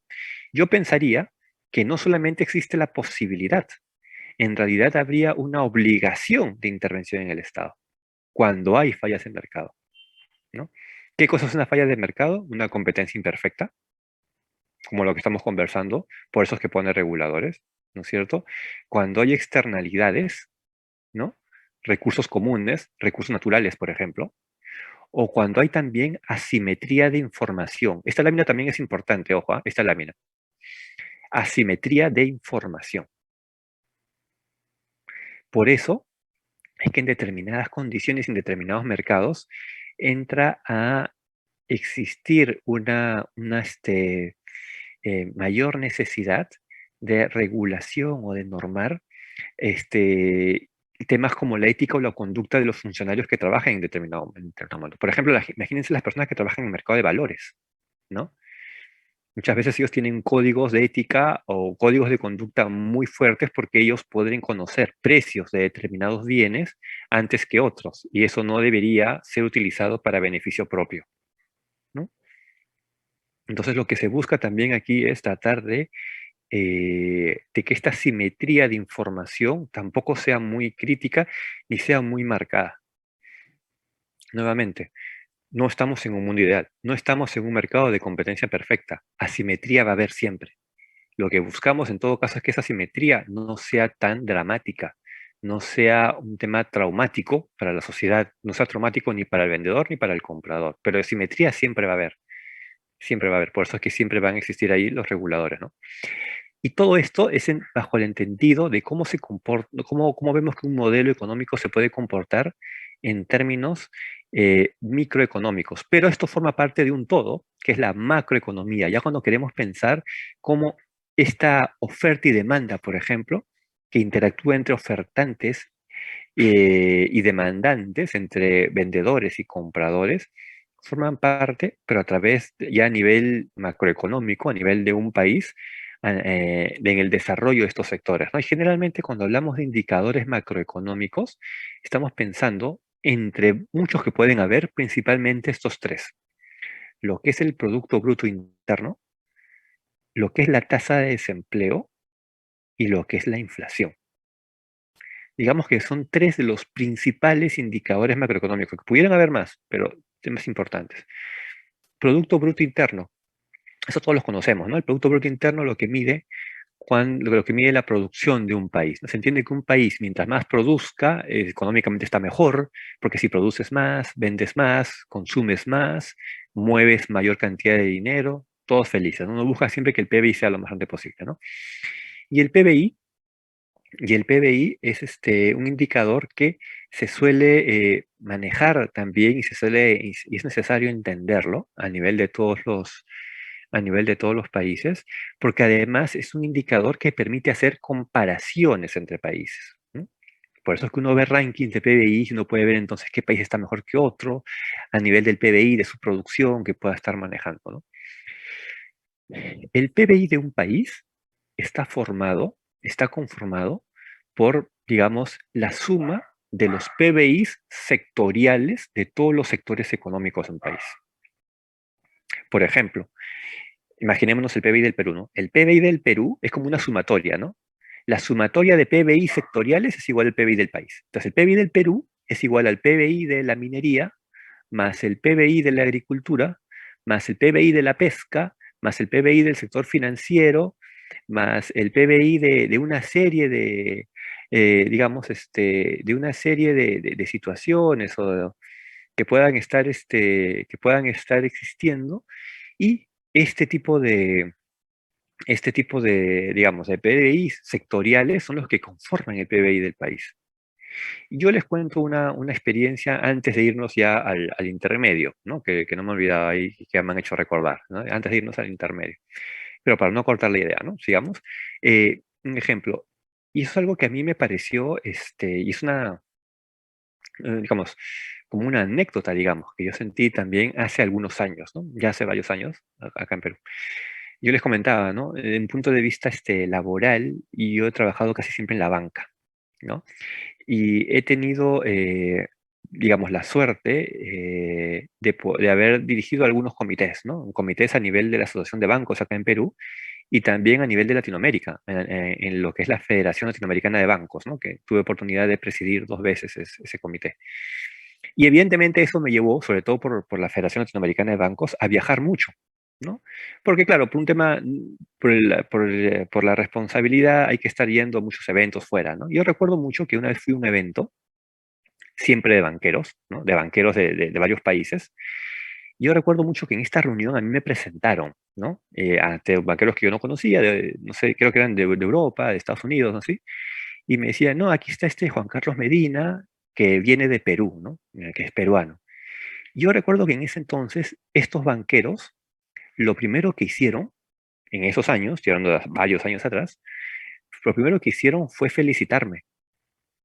Me dijeron, ah, vienes de Perú, felicitaciones por tus, ¿no? Y felicitaciones, ¿no? Entonces, por los resultados económicos, las cifras macroeconómicas del Perú, ¿no es cierto? Están muy bien, están haciendo bien las cosas, ¿no? Te felicito.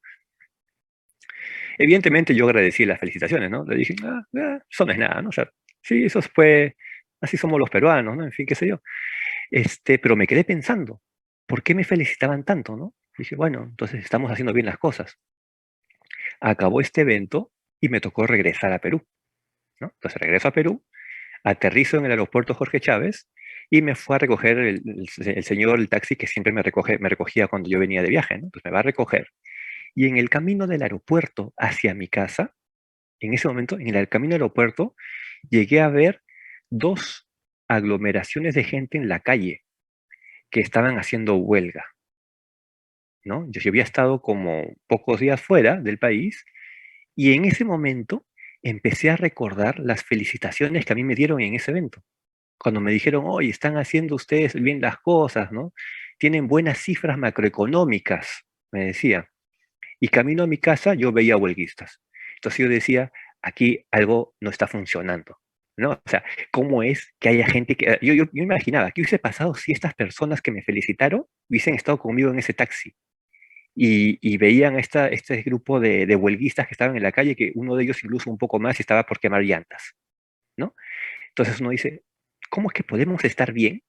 ¿Cómo es que la gente me puede estar felicitando afuera si yo regreso al Perú? Y como decía Polo cuando hablaba del tema de la sensación o la percepción, ¿no? Yo encuentro gente que no está conforme. O sea, un poco más yo decía, si yo me bajo del taxi y le digo a estas personas que están a punto de quemar una llanta, que a mí, por ser peruano, me han felicitado en el extranjero, de repente este señor me pega, me da un puñete y me dice, ¿qué te han felicitado? O sea, ¿tú crees que estoy feliz? ¿Tú crees que estoy feliz quemando llantas? Y encima me dices que te han felicitado en el extranjero, ¿no es cierto? Entonces yo me quedé pensando, ¿qué cosa es lo que puede estar pasando? ¿No? O la economía no sirve, o sea, o el modelo, o la macroeconomía está equivocada, o el que me felicitó está engañado, ha visto otro país y no ha visto el Perú, ¿no es cierto? Y se confundió. Entonces, ¿qué cosa es lo que puede haber pasado? Y lo que sucede está precisamente asociado a lo que viene a ser este Producto Bruto Interno, que es lo que nos da, que es lo que el extranjero, por lo que el extranjero me felicitó. ¿Qué es lo que hace el Producto Bruto Interno? Recuerden lo que decíamos al inicio, es la suma de los PBI sectoriales de diferentes sectores. En el caso del Perú, el PBI del Perú tiene una fuerte influencia del PBI minero, porque somos un país minero. Por eso es que al Perú, cuando la minería sube, al Perú le va bien. Pero volviendo al sentimiento de bienestar, en el Perú, los mineros no son mayoría. Entonces, claro, imaginémonos, ¿no? Por decir algo, si el PBI es de 100, imagínense, 100 puntos de PBI, país, ¿qué pasa si, por ejemplo, los mineros, como somos un país minero, los mineros son responsables de 90 puntos de esos 100? el extranjero, las cifras que ven de fuera, es el PBI del país. Entonces, si el PBI de 100 están muy bien, pero claro, esa gente que estaba quemando llantas camino a mi casa no son mineros. Esa gente que estaba quemando llantas de repente es el sector de agricultura que aporta con un 0,5% del PBI.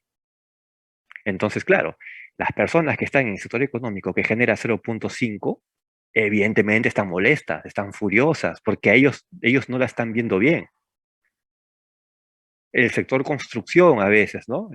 Construcción civil, a veces que hay que tener miedo ahí a veces, ¿no? Pues ellos no solamente queman llantas, ¿no? De repente te queman el carro entero contigo adentro. Entonces, es lo que uno tiene que empezar también a reconocer. ¿Cuándo es que esa sensación de bienestar, ¿no? O esa percepción que nos decía Paul, hace que la gente esté más contenta? Cuando los PBIs, imagínense esto, ¿ah? Cuando el PBI de sectores que hagan uso intensivo de mano de obra crece.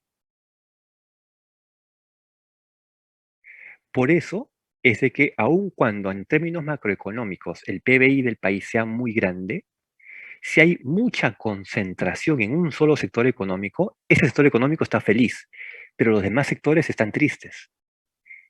Y lo peor a veces es que los demás sectores son los que tienen mayor cantidad de población trabajando en ese sector. Por eso es que aun cuando, por ejemplo, el Perú pueda estar en términos macroeconómicos bien, uno sale a la calle y ve mucha gente triste. Uno diría, pero cuando tienes tantas cifras altas en términos macroeconómicos, en la calle la gente debería estar feliz. Y la gente no está feliz porque ellos probablemente no trabajan en el sector económico que está aportando el mayor PBI, sino están en los sectores económicos que tienen poquito PBI. Y esas personas sí están tristes, esas personas la están viendo mal, la están pasando mal, ¿no? En algún momento, esa era la referencia que se hacía, ustedes recordarán, cuando empezó el año 2000, por el año hace casi 20 años, que era lo que se decía que en términos económicos o macroeconómicos era el chorreo, ¿no? ¿Ustedes recuerdan? Cuando hablaban, lo que pasa es que el chorreo, ¿no? Al inicio del año 2000 decían, es el chorreo.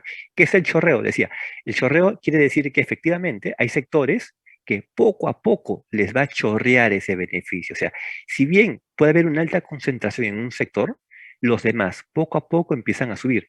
El problema a veces es que ese poco a poco demora mucho tiempo. Entonces, claro, cuando el poco a poco demora mucho tiempo, la gente se está levantando, la gente está saliendo a la calle, te están quemando piedras, te están tirando piedras, te están quemando llantas, porque tampoco hay mucho tiempo para esperar, ¿no? O sea, ese poco a poco hay que agilizarlo para que sea no poco a poco, sino que sea un poco más rápido. Porque si se demora mucho, la gente se sigue molestando. Por eso es que a veces, hacia afuera, para los extranjeros, que en términos bancarios, términos financieros, se guían mucho en esos términos macroeconómicos. Dicen, qué raro que en ese país, con tan buenas cifras, haya tanto conflicto social. Y el conflicto social, evidentemente, ¿por qué? Es porque la gente que se queja es gente que no está en ese sector. Entonces, si tienes un PBI que es alto y otros PBI que son chiquitos, y que encima esos PBI chiquitos tienen a mucha gente empleada ahí, que son la mayoría, ¿no? Entonces, lo que tú tienes que hacer es buscar que estos PBI chiquitos crezcan. Recuerden que la salida no es que el que está arriba baje, la idea es que el que está abajo suba, ¿no? Entonces, ¿cómo haces para que suba? Por ejemplo, PBI de agricultura. PBI de la agricultura es bajísimo, pero ¿qué cosa es lo que deberíamos buscar?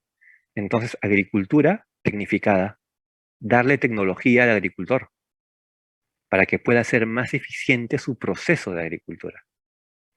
Y con eso vas a ayudar que su PBI suba. Y así con cada uno de los demás sectores. Sector educación, sector salud, por ejemplo. Empieza a subir. La idea no es bajar al que está arriba, la idea es subir a los que están abajo, ¿no? Y poco a poco con eso tratar de mejorar esa sensación de esa percepción de bienestar, ¿no? Ahora, también es cierto algo, ¿no? O sea, hay determinados sectores que siempre van a estar más altos que otros, ¿no? Por ejemplo, Perú es un país minero. El indicador de minería siempre va a ser el más alto o de los más altos, ¿no? Entonces, eso sí no vamos a cambiarlo. Podemos hacer que los demás se acerquen, pero nunca lo van a alcanzar. Hay también que ser consistente con eso, ¿no? Nunca lo va a alcanzar. Otro de los indicadores es la tasa de desempleo, ¿no? Y cuando hablamos de la tasa de desempleo, es importante entender también la realidad del país en el que estemos midiendo esa tasa de desempleo, ¿no?